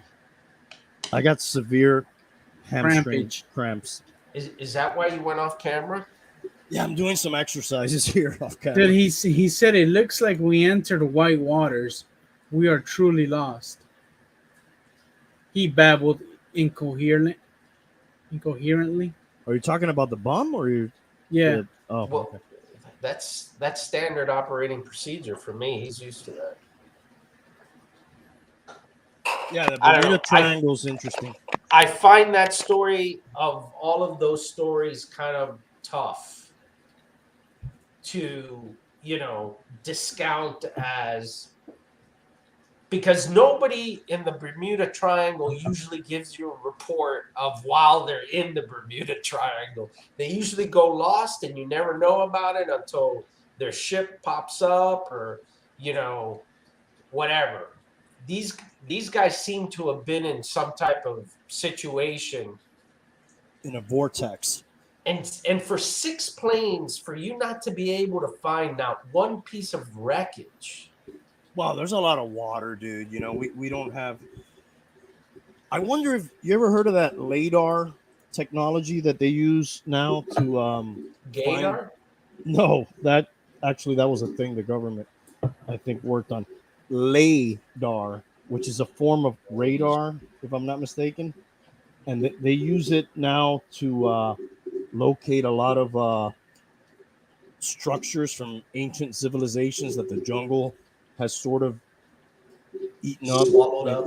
Yeah, so they fly the planes with the LADAR working, and then based on what they send back to them, they then go and they do a land exploration, and they've been able to find like a bunch of structures that they didn't know were there. A lot of them in the Yucatan. I wonder if that shit works in the ocean, where they can like shoot stuff to the ocean to help find some of these wreckages. There have been many a times that they found old World War II fighters and thought that it was the fabled Flight 19 wreckage, but later they figured out that it wasn't. You know, it was just one fighter. It didn't have the right call signs. Excuse me for 1 second, gentlemen. I'll be right back. Oh, seems to be having some type of muscle spasm issues. So what do you think, Tank? Bermuda Triangle. Maybe it's a magnetic force in that area that throws everything out of whack. They do say your compasses go kind of haywire when you're in there. Those guys reported their instruments were all kind of getting messed up. And there's another theory too that the lost world of Atlantis, which was a real place, like sits somewhere out there. And Was it? I believe so. And that perhaps the remnants of that of some of their civilization could have magnetic powers that could affect compasses and things like that. I don't know. Pretty interesting stuff though. Yeah, it's cool. But that's a big territory. I don't see how you could avoid not crossing it and more people getting lost in it though. Right. It's not really avoidable. No. I'm back, and I think I'm cramp free. Guys, I'm gonna head out. I gotta be up early tomorrow. All right, Tank. I don't know why this lady's doing this catering, but What is her event? you said what or when? Yeah, what? What is it? No idea, dude. Yeah, like I'm invited to like multiple events tomorrow. I'm not sure if any of them are actually gonna Go through? succeed. Yeah. I can only guarantee you that I'll be here. That's the only one that So your event is full steam ahead. it's gonna This end shit up is loud being, as fuck, dude. This rain. it's gonna be inside my house. We're not gonna be able to do shit, man. All right, but there will be an event. Like it or not. Later, guys. Take it easy, Tank, Tank. take it easy, brother. I'm going. All right, you want to do like some news things I have here before we get out of here? Sure, fire away. Let's see. What do I have? Still fresh. What's up with the monkeypox? Are we all gonna die? Is Fauci recommending 50 booster shots for this? I haven't heard. I had heard that like the normal chickenpox vaccine that kids get usually protects you against this. I don't know if that's true. I thought I read that somewhere. So we should be fine. But to me that story was like up and coming. I remember sending you a few stories about it and even some conspiracy theories. So it was getting traction. And then all the school shootings happened, and I think it got dumped. Yeah. Actually, like we've had like all types of shootings, right? Like Yes. church, supermarket, Yes. hospitals, School, like all types of yeah. different ones. We haven't had a mass shooting in somebody's house yet. Yeah. We're working on it. No, yeah, that happened. There was already one. did? Yeah, there was one in this whole little thing. But then There's I think a party or something. I don't know the details, but I kind of think they throw around that mass shooting term now a little bit. To pile on. Yeah, like somebody fires a gun and there's a mass shooting, it's like even if they didn't kill anybody. Yeah, I have to tell you, I saw something that said, I remember this clearly, and I can't find the data anymore, or the article. I remember reading something that since 1960, let's say, to now, there was like 400 mass shootings. And then I hear the news and they say that we've had 200 mass shootings this year. Yeah, but I think they've kind of like changed the category. They've changed the parameters of what a mass shooting is. If one guy with a gun kills more than one person, it's a mass shooting. Or one and then injures some others. I think they even categorize that, dude. Yeah. Or like a low life shooting at some gang members. If he kills one and injures three, it's a mass shooting. Yeah. But like, if you kill a bunch of people in Yemen, that's not a mass shooting. I don't know, but If you kill a bunch of people in Ukraine, or that's not a mass shooting. That's just war, right? yeah. But I Like remember that type of seeing, shooting is cool. I remember seeing those two very distinct, radically different statistics of 400 mass shootings in 50 years versus 200 shootings in 1 year. Boston Massacre, mass shooting, or did they only kill one guy there? I don't remember the death toll, and I don't know if maybe some bayonets were involved, a mass bayoneting. It'd be like a slow mass shooting if it's just one guy with a bayonet, right? He'd be like, "Hold on." We didn't talk about this guy, dude. Hathaway. Are you familiar with his story? I don't know his story, no. What I know about his story, the guy who I bought the house from was like a big fan of his. That's why I have all those coasters still. He is a famous. I'm not sure if he was actually Cuban, but his tribe, which I think is called the Taino people, some of them were like in Hispaniola, and Taino. Yeah, I'm not sure if some of them were in Puerto Rico even, but I believe they stood up to the Spanish. They were one of the first people to stand up to the Spanish, and I believe he was involved with them in Hispaniola, and like him and some people went in boats to Cuba to warn the Cuban tribes, like, "Hey, man, this is what's coming. This is what these people are doing," and then they sort of like enslaved some of them, and they would have them dig for gold. They would give them like a little jingle bell, and they had to like fill that with gold. And if they didn't find enough gold, they would chop off their hands and shit. And then at the same time, they were talking to him about converting to Christianity and stuff to save him. And then this guy sort of rallied some of those tribes to like fight against them. They eventually, rounded up a lot of them and burned them at the stake. And like before they go to the famous line is before they burn them alive, the priest, these guys would travel a lot of times with a clergyman to sort of help convert these people or whatever. And he said, "Hey, this is like your last chance. Do you want to convert over, so you can go to heaven when you die and all this?" And it was like, do the Spaniards go there? And he was like, yeah, all good Christian Spaniards, they go to heaven. He goes, "You know what? I don't want to go there then." And he spit on him. And he goes, "Just kill me." And they lit him up. Wow. And that was, outweigh. I think that tribe, Taino, I think it's called. Taino, I think. Yes, I think they were also in Haiti and in the Dominican Republic. Yeah, which is Hispaniola. Yes. Yeah. Yes. Which then, does that name even get used anymore or no? I think there's some old maps. Actually, you know what?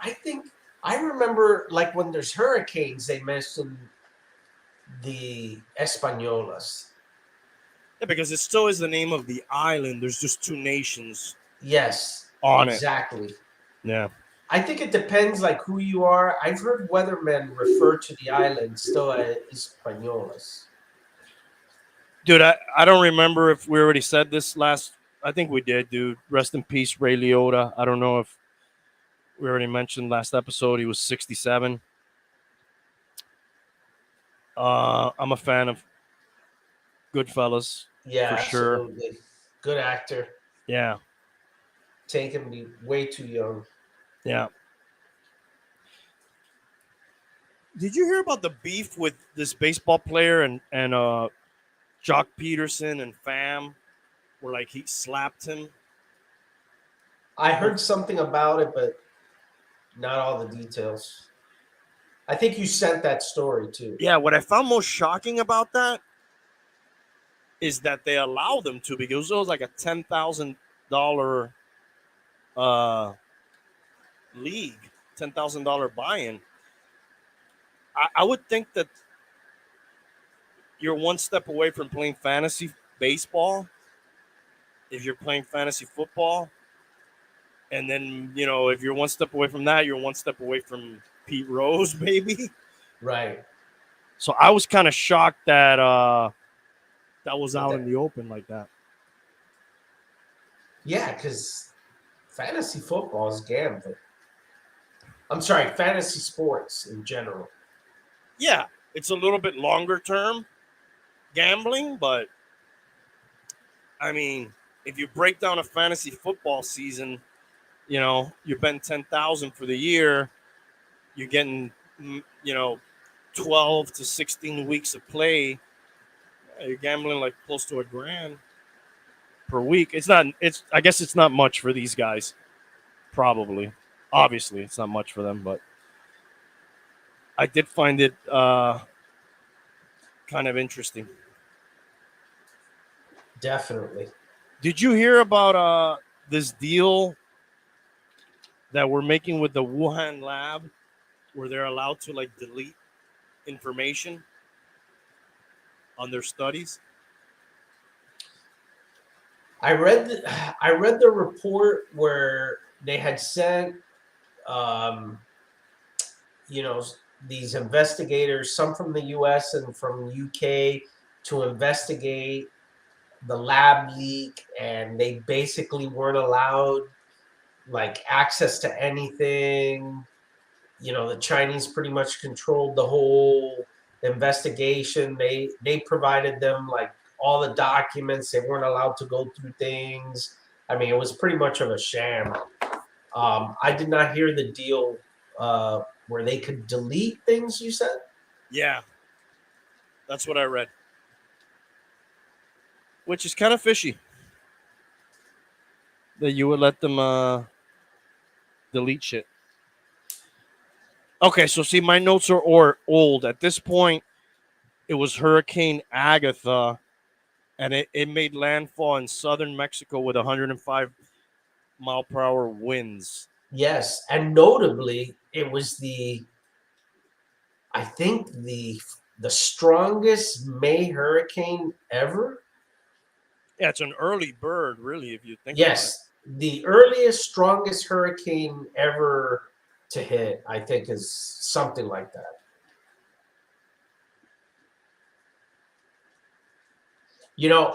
I was listening to it. I'm going to segue strangely here. But this kind of touches on the whole climate thing. about it.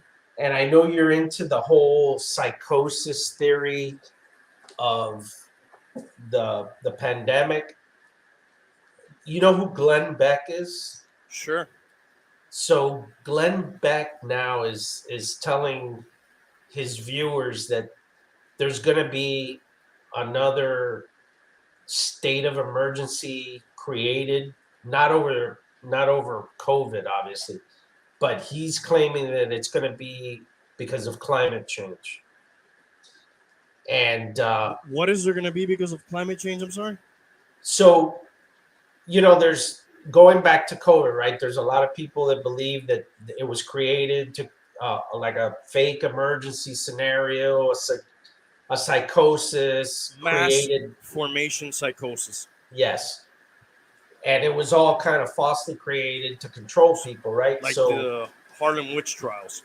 yes. So Glenn Beck is saying that he has connections in the government that have told him that they are preparing for a new emergency. And this emergency has to do with climate change. And he's saying that they're going to say that there's these emergencies because of climate change, that they have to, invoke some powers beyond the norm to control and keep us safe and get a handle on things. And he claims that they're going to do it before the midterm elections. Does this have to do with hurricanes? Does it have to do with global warming? It has to do with global warming and climate change. The reason it popped into my head is because we were talking about the hurricane and the fact that it's the earliest one that has hit. And there's a lot of people, believing that we're going to see. It may be that we just are going to have a really bad hurricane season and we were due for that. But that they're going to try to pitch it as, okay, you see, we're here. This is super critical. We need to do something about this now because it's an emergency. It's life-threatening. We need to draw a line in the sand. We need to get serious about this stuff, and we need to do something now. How do you think that would play out? I can't imagine it. I think it's a stretch, but he seemed pretty, I listen to everything just in case, right? Yeah. Like how credible is he with this, do you think? Well, he's also peddling his book, The Great Reset, which he feels that this is all associated with, I don't know if you've read anything about the whole Great Reset. Yeah, I heard a lot of stuff going on with the stock market right now is tied into that. Yes. So he ties all of it together. Yeah, because when you think about the stock market too, it's like fake, right? It's like we think this company's doing well, so more of us think this company's doing well, then the stock's going to go up. Oh, we think it's not going to do well. We start pulling out, then it doesn't do well. Yes, there's actual. I mean, you look back at these meme stocks and how they were able to manipulate their price during the pandemic, and it makes you feel even more like, man, a lot of this shit is just fucking fake, dude. It's like it's not based on anything other than what like people think. Well, and there's been certain times in history that has been shown to be true, and not with something as complicated as the stock market. But when you go back to the Great Depression and even the crash of 1929, one of the big problems that happened was that when people saw the stock market crash, they hauled ass to the bank to take their money. There was a run on the banks, and guess what? The bank really doesn't always have your money there waiting for you.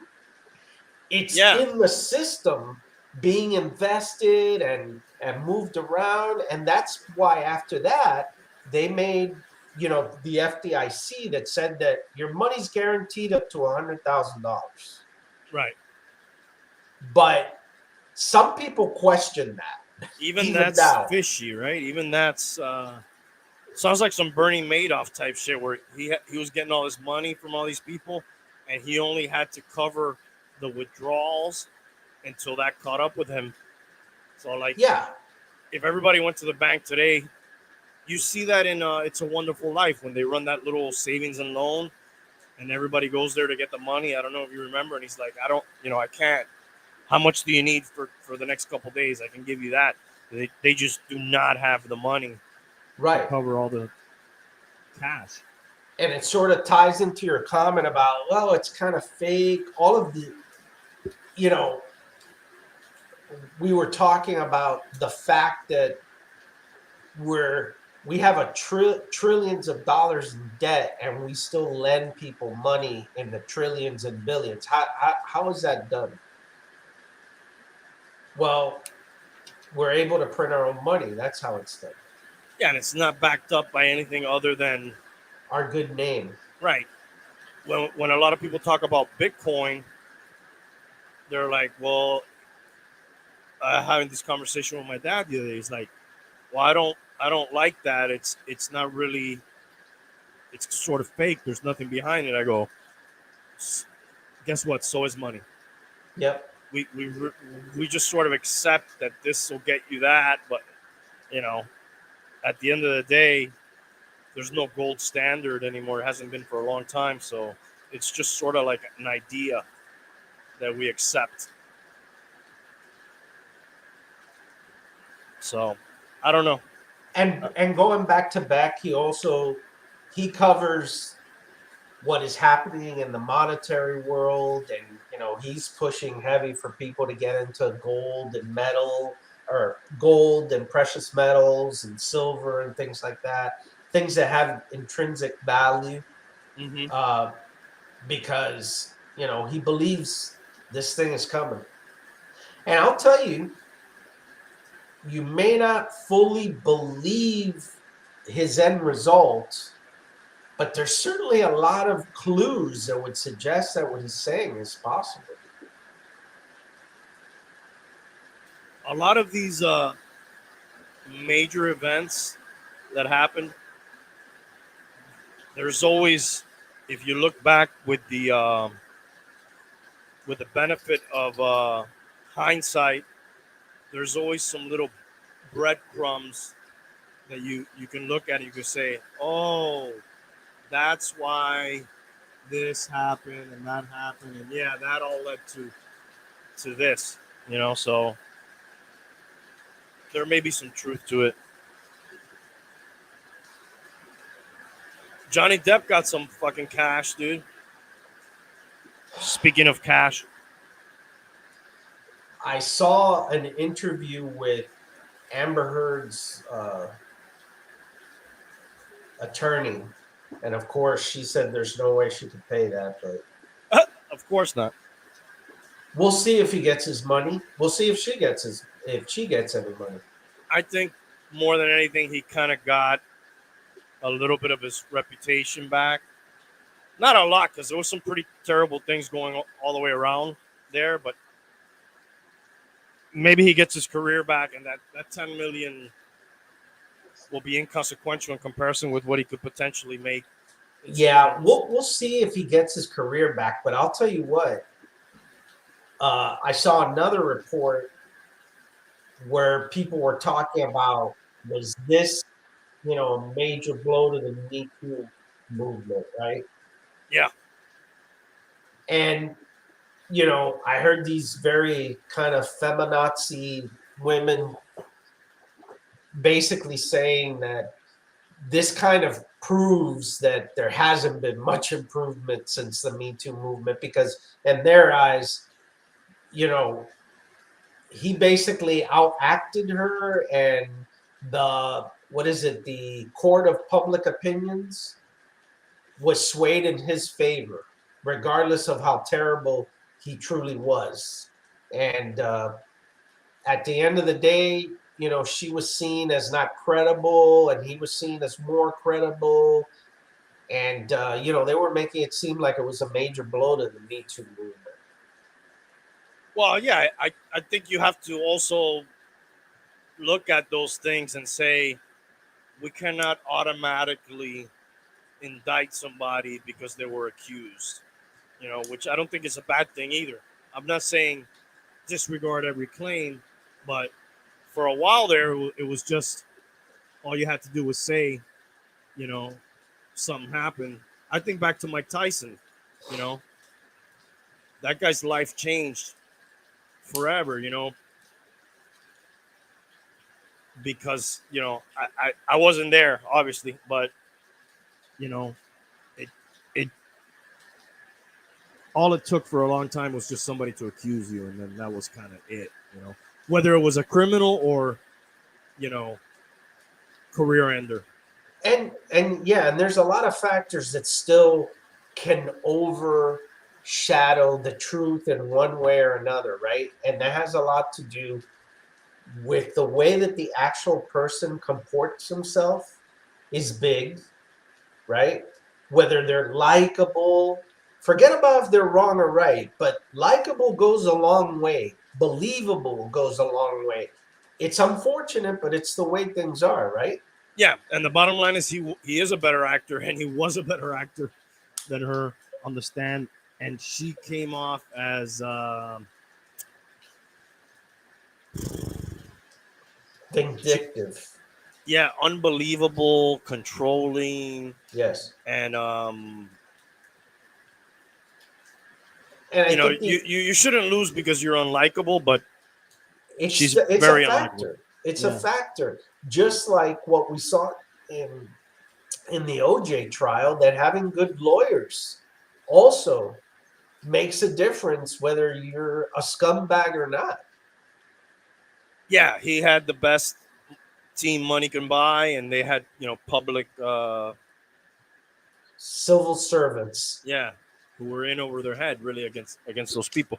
They kind of, not to mention the LA police department, you know, all the errors they made, and that they were able to dude, I think they had like DNA evidence that, like, nowadays it would have been sort of open and shut, you know? No, they did have DNA evidence. Which nowadays would have been an easy conviction.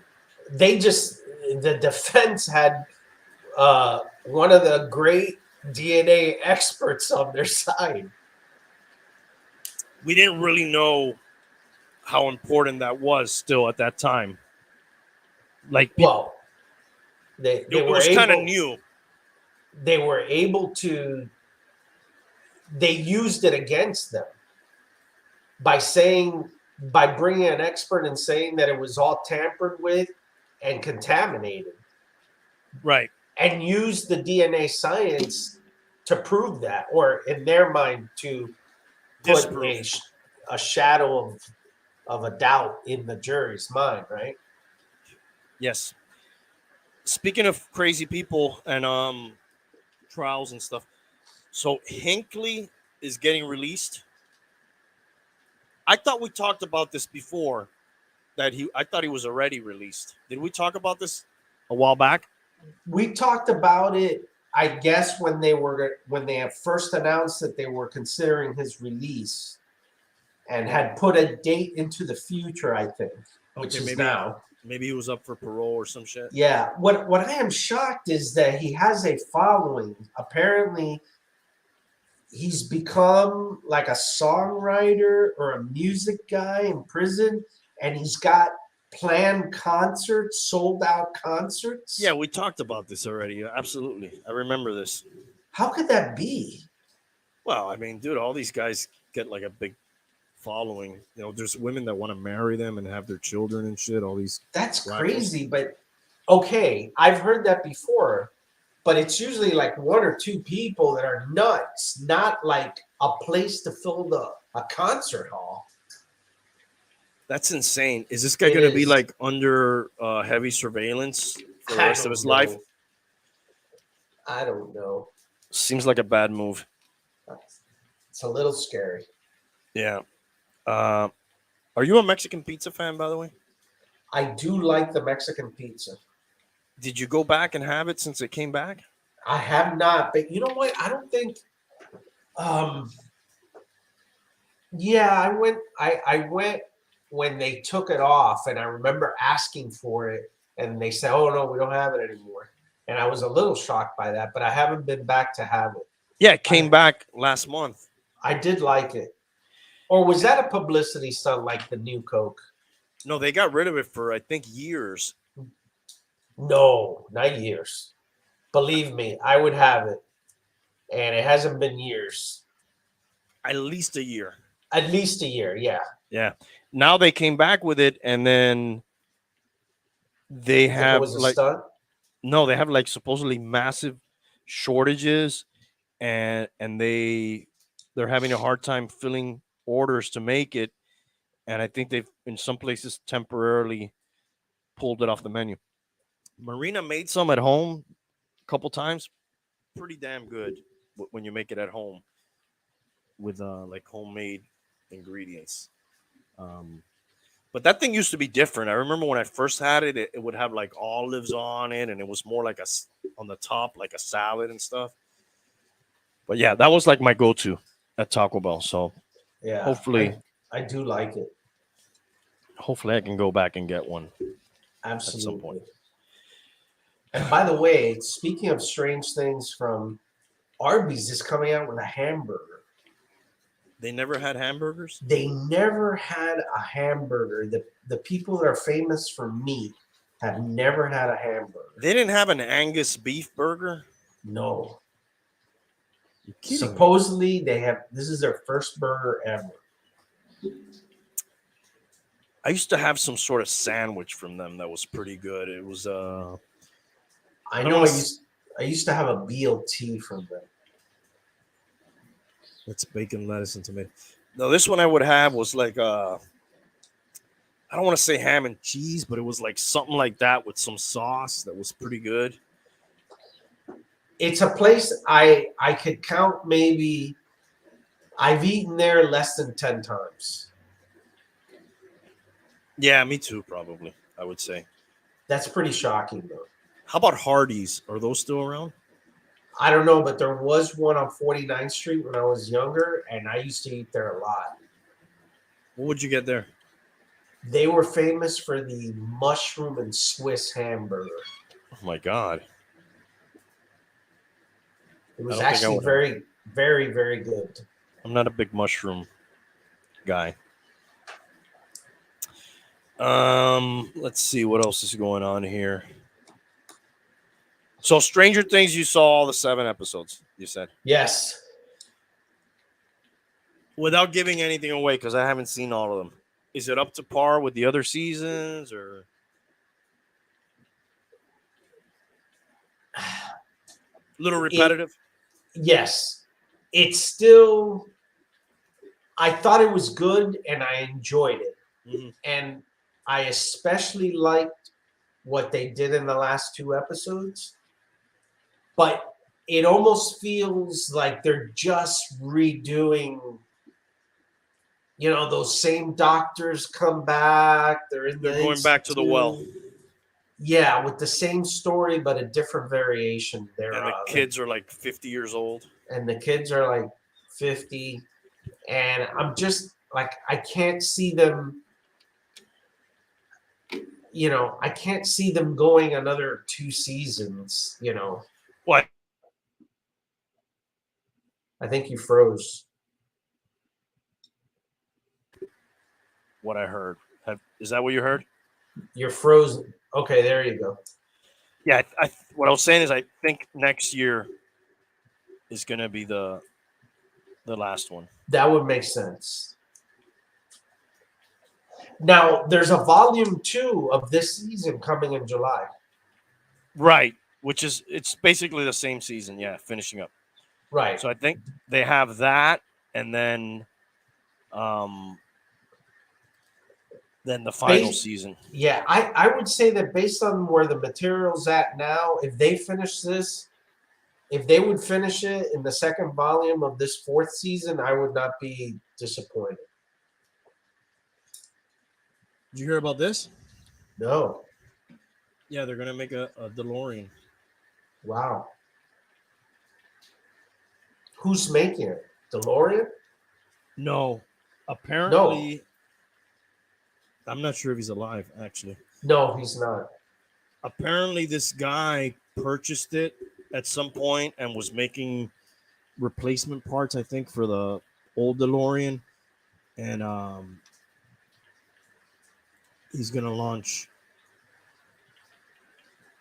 this new one, which is still going to have those gull wing doors. Well, that looks nice. Yeah, this is the Liverpool-born Stephen Wynn. He acquired the parts inventory and rights to the DMC name in 1995. He began. What does the back look like? Easy, buddy. I'll tell you. I mean, the DeLorean wasn't a pretty car ever. It was kind of ugly. I liked it, dude. I didn't like. I thought the back looked kind of squarish. This looks a lot nicer. There's the back of it. Yeah, this back looks sort of like a Porsche kind of. Yes. vibe. Yeah, this is a tremendous car. I mean, visually. I don't know. Yeah, the problem the DeLorean had a very bad engine. This is an electric vehicle too, by the way. It's called the Alpha 5 EV. It should hit 88 miles per hour in 4.3 seconds.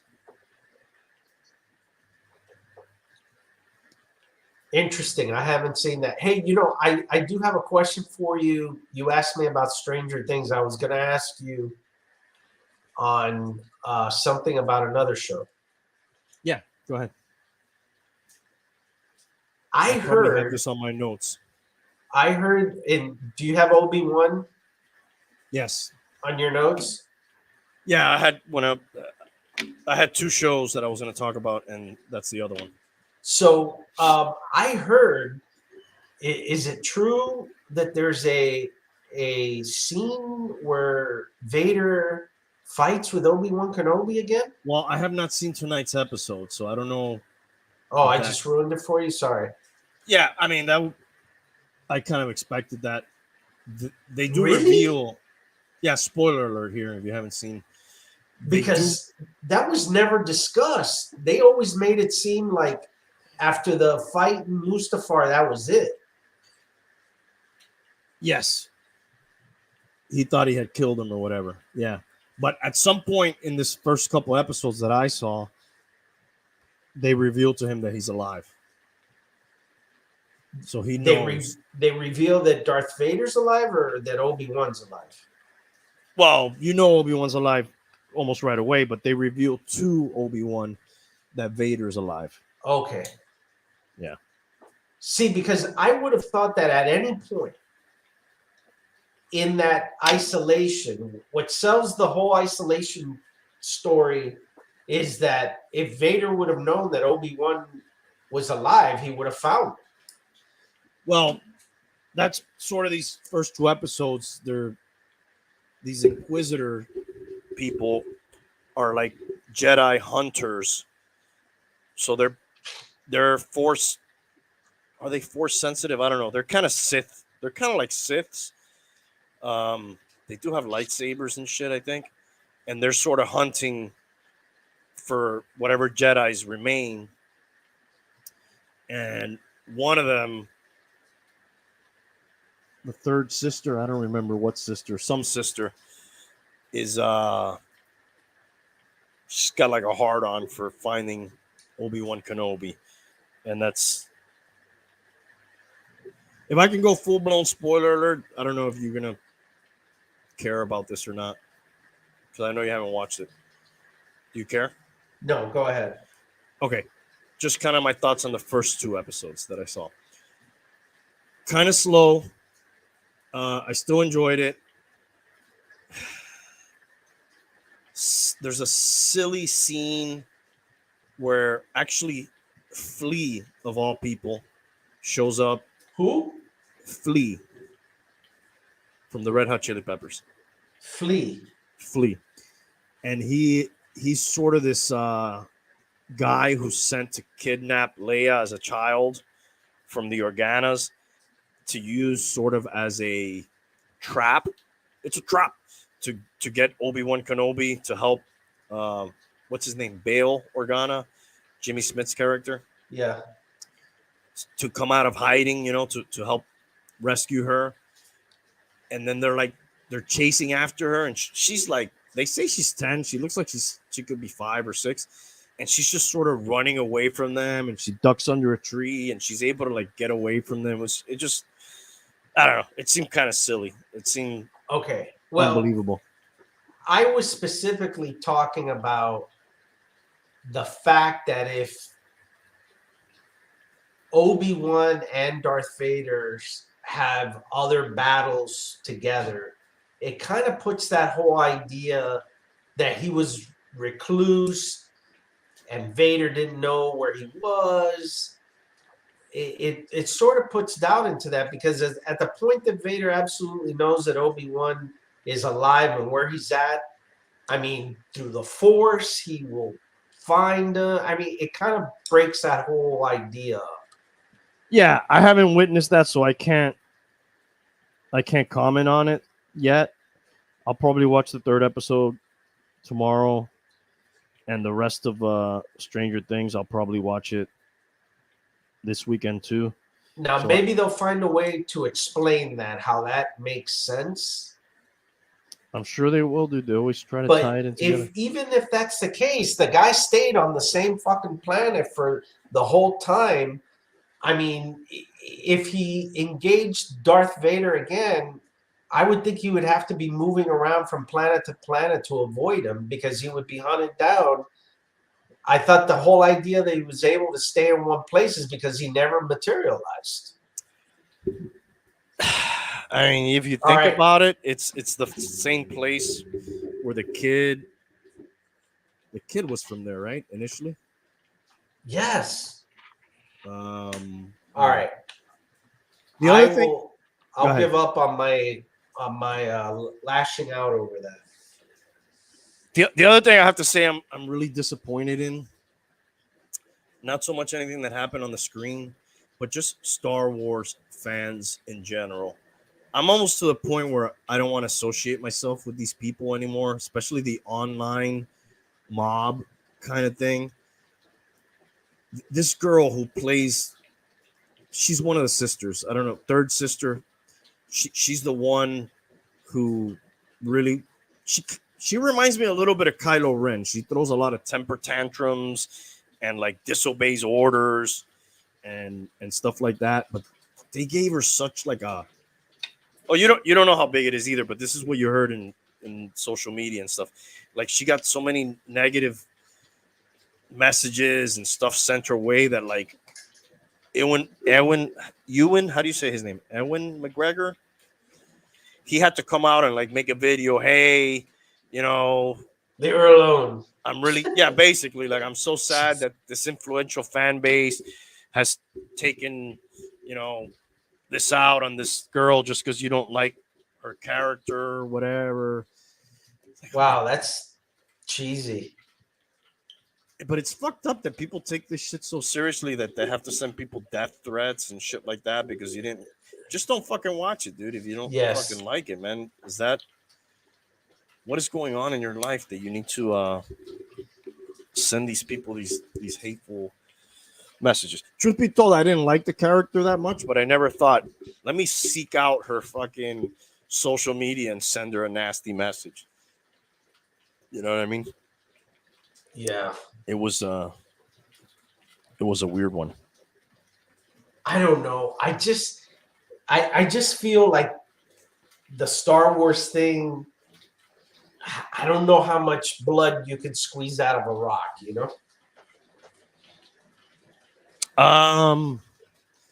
I like the shows, dude. I usually have liked the shows. I like The Mandalorian. I like Boba Fett.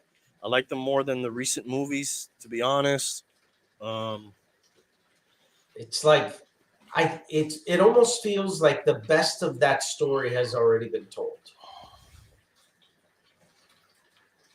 But that's just me. I don't know. I really enjoyed The Mandalorian because it was almost like a Western kind of thing, and it was. I liked it. I thought it was cool. And then Boba Fett ended up kind of becoming the Mandalorian at the end. I know people had their problems with Boba Fett. A lot of people complained, like, why's he got his damn helmet off all the time? I did find that weird because he's not like a major actor where we need to see his face anyways. Boba Fett's kind of the suit, really.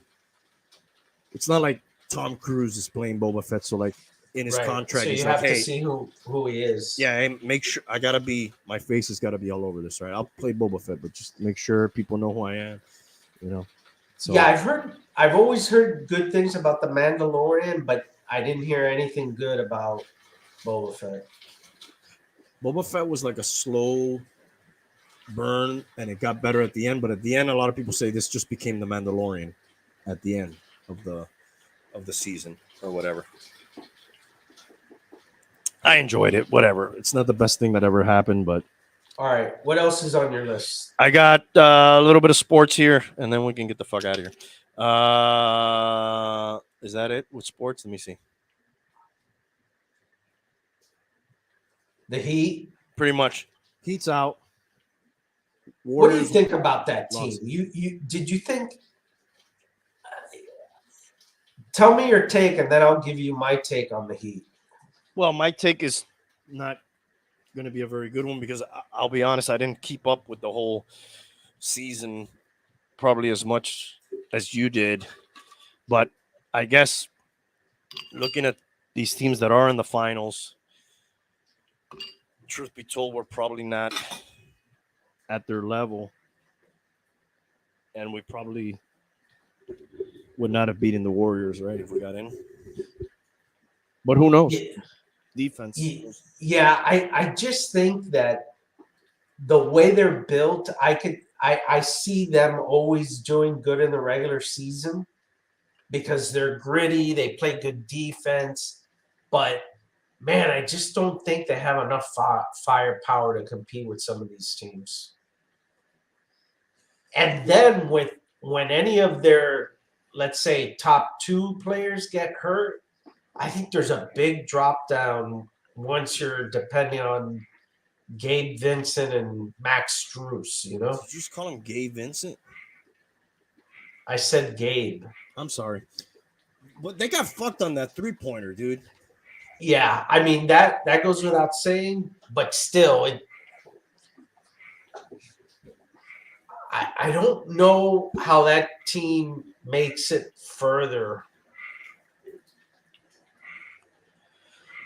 Another sports note. Rest in peace, Marion Barber. Remember him? Yes, I don't know the details, but he passed away. I saw another quick blurb that Des Bryant, who played with him, said he was always concerned with Marion Barber, the people he hung out with, his lifestyle, stuff like that. He didn't say anything else like, drugs, crime, or anything like that. But apparently, I guess the way they found Marion was that they went to go do a wellness check on him, and that's how they found him. So Shit. there must have been some turbulence there happening.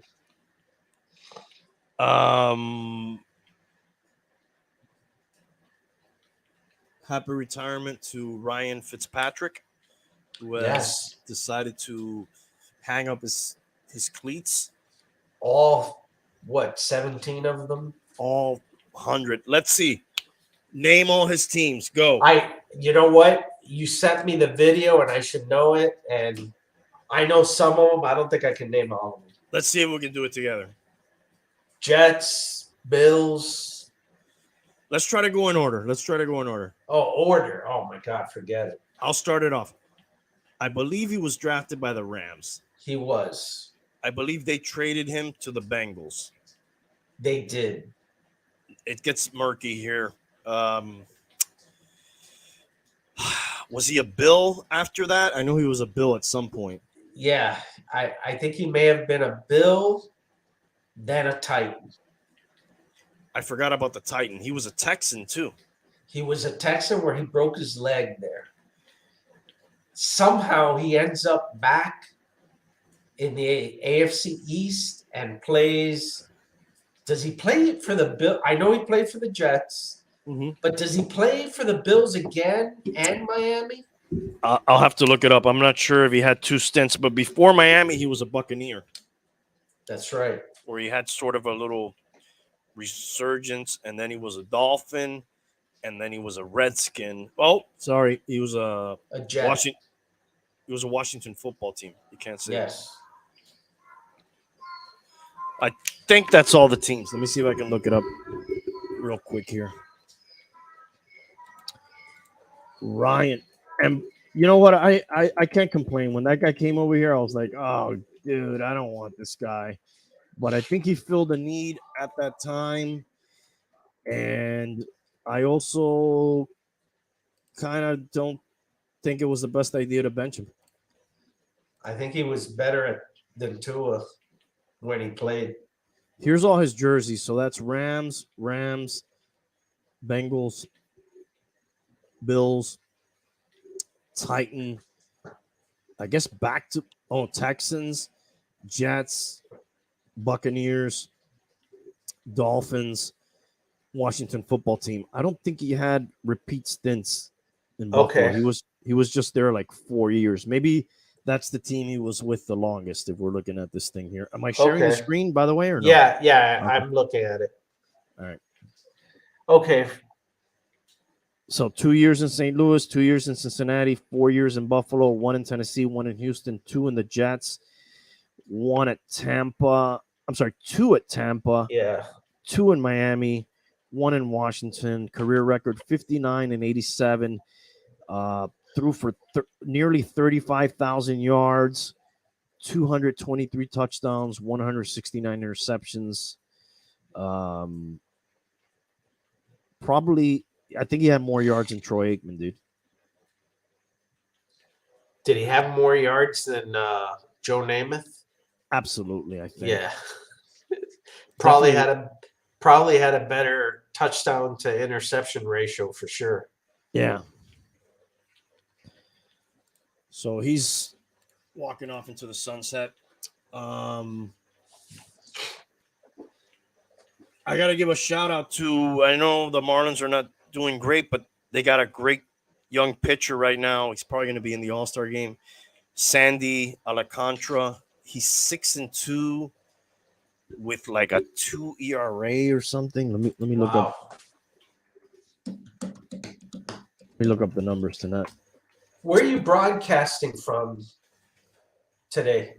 I'm in the same place, but I'm facing my backyard instead of. I'm usually facing that way. Yes. Yeah. Okay. I got you. Yeah, it looked a little different, so you lost me there. I'm usually facing that way. No, I got it. Yeah. So what I've done is I've barricaded myself against this wall over here with the TV in the background playing reruns of Young Bucks Old Goats. So I can sort of see the potential carnage that this rain could potential impose. What? Carnage. Oh, wow. Yeah. That the weather. I thought maybe you were concerned that maybe an angry neighbor or somebody would be coming up from behind you. Well, I do have an asshole as a neighbor, so you never fucking know, dude. Okay. You ever had an asshole neighbor? I think we talked about this. No, right? My answer was no. Hopefully, it is never yes. Yeah. Because that would suck. I don't recommend it to anybody. No. Oh, I was looking up this guy's stats. Let's see. 6-2, and you thought he had a 2 ERA. He has a sub 2 ERA. It's 1.81. Wow. Yeah. He's 26. He's been around 6 seasons. This is his 6th season, but he's only 26 and 36 career-wise, 3.27 ERA. But that's an amazing ERA. If I asked you which pitcher has the lowest career ERA, what comes to mind? And not going back to the days of modern era? Yeah. Man, I would say Pedro Martinez has to be up there, but I don't know this for a fact. And what would that be, like a 2? Yeah, I think he was in the low 2s. But let's not leave this up to drunken guessing. So, does this say the seasons? Look, there's a guy named Smokey Joe Wood. Wow, what a great name. Yeah. Jack Feister. Yeah, that's got to be all 1902. Yeah, you always have like a Mordecai. We had a Mordecai Brown here. Christy Mathewson, very well known, but also old. This is old timey. Walter Johnson, also very, this is dead Rube Waddle. That guy definitely is like from 1822. Look at Mariano Rivera. Oh yeah, I guess they don't distinguish between starters and closers, huh? Yeah, no, this is just career. Look at Babe Ruth, dude. Jesus. So just looking at the names, other than Rivera, Jim Scott, Doc White. This guy doubled as the sheriff for his local town. Yeah. So basically, it's all everybody from the 1800s. Got it. Clayton Kershaw, dude, is number 41. Where is Pedro Martinez? He's at number 151 with a 2.92. Wow. That's amazing. It's amazing how good Clayton Kershaw is and Jacob deGrom. They're like 2.5. In between them is a guy named Hippo Vaughn. Yes. So yeah, a lot of this is like dead ball era. Cy Young is there. I guess the only two active guys high up here is deGrom and Kershaw. Wow. Okay, the other guy I wanted to give a shout out to, and this because this guy's from Hialeah High, Cuban. He's tearing it up for the Yankees. Nestor Cortez. Look at the numbers he's putting up. He's 5-1, but he's got a 1.5 ERA Wow. in 10 starts. That's amazing. This guy came up in the news. He's kind of a funny guy. He does a lot of wacky wind-ups and kind of short for a pitcher too, right? yeah, I mean 5'11". He's not, I think what he has is he's a lefty and he throws like different angles and he messes with their timing and stuff. Yeah.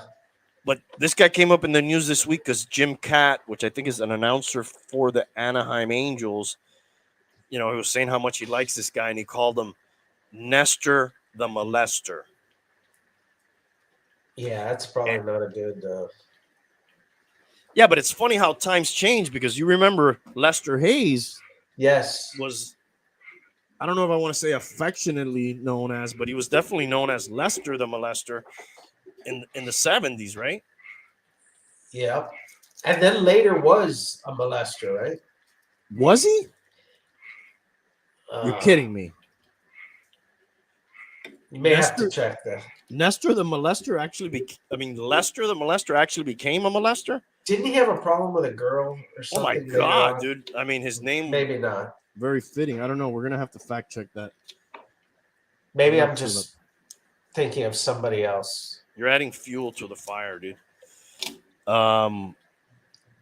This is how misinformation starts. I feel like we need to clear this up. Lester Hayes. Sexual allegations? Is that what I would be looking up here? I'm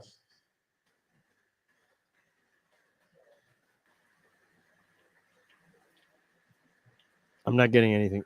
I'm not getting any hits on this. I'm looking at his Wikipedia and it's like nothing. Yeah, I think you just made that up and you have defamed that man. I didn't purposely do that. I don't know why. Maybe I'm confusing him with somebody else. Speaking of weird Raiders, we discovered the other day that Apollo Creed was a Raider. That was shocking. I didn't know that. He must. What is his real name? Carl Weathers? Carl Weathers. I wonder if Hialeah knew this. He just played 2 seasons. He never started a game. He appeared in 8 games. And the name is very footballish too, Carl Weathers. Yeah, it sounds like a linebacker for sure, dude. At linebacker, Carl Weathers. He weathers the fight. Yes, he weathers the storm.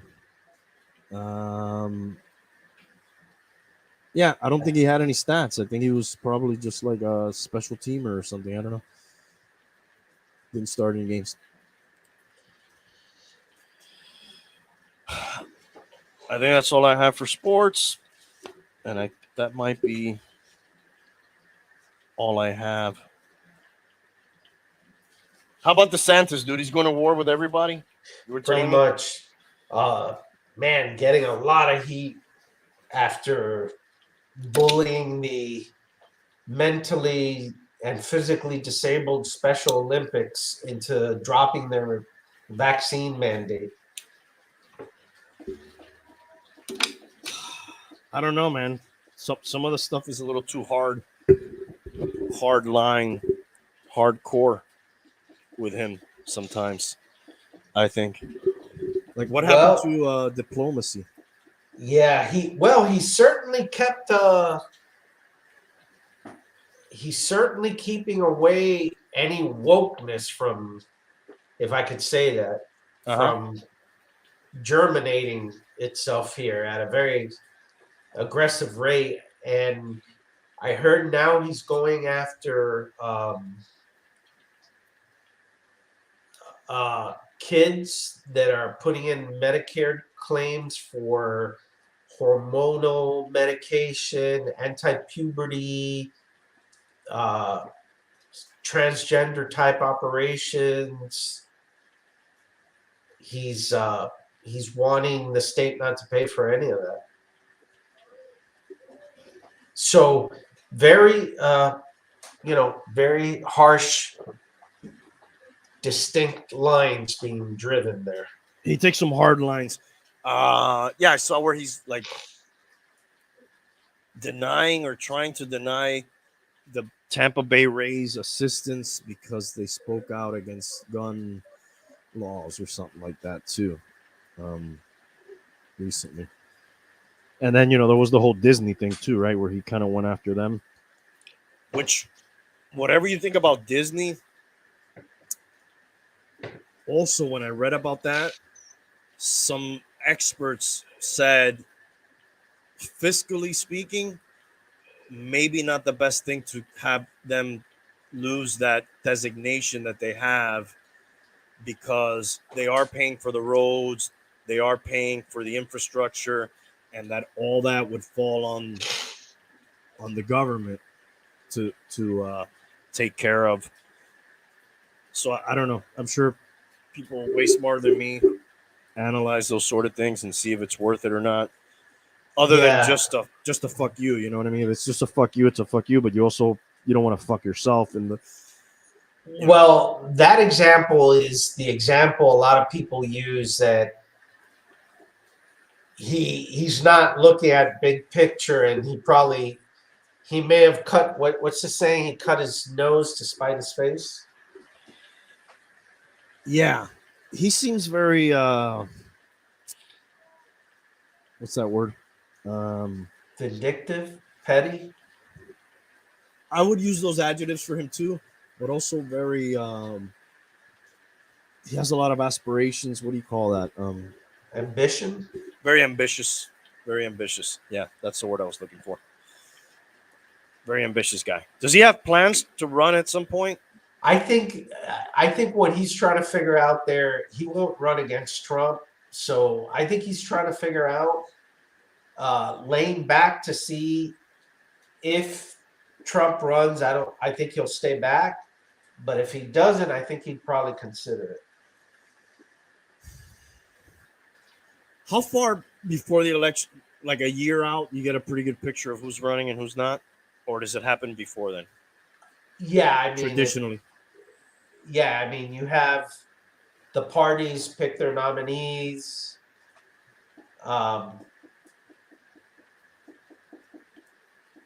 Pretty, 6 months to a year before the actual election.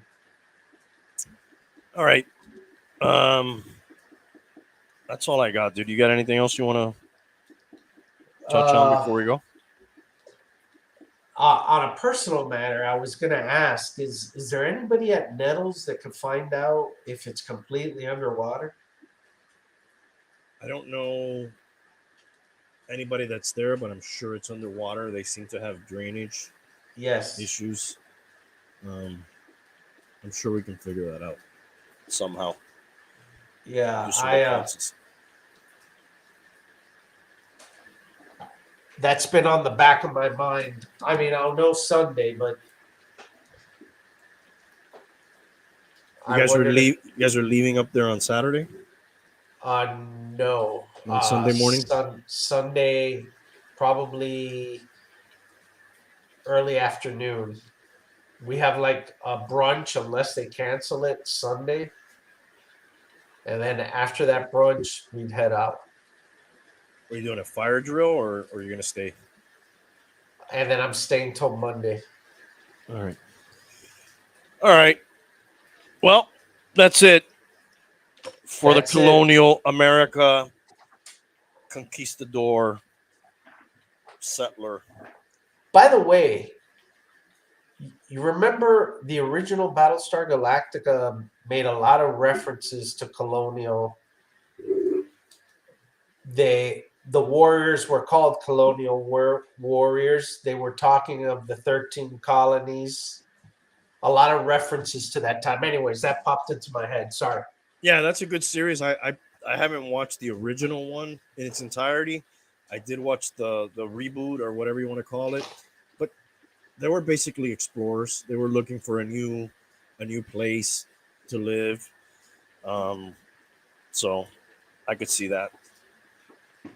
That's the next exploration we got to do, right? It's What do you very think? similar in some ways. Similar in some ways. You need the same type of people, I think, to pull that off. Same type of, Big fucking balls. yeah. Not so much people who are desperate, because also there was some desperate people involved in, you know, those that era of exploration and all that and colonizing, but just tough people. So I don't know. We'll see how far we get in our lifetime. I'd like to see Mars. It'd be cool to see Mars. A colony on Mars before we die. Then you would know we did something. Yeah. We went back to the moon, and then we're on another planet. We're interplanetary at this point. All right, bum. Let's get out of here. All right, brother.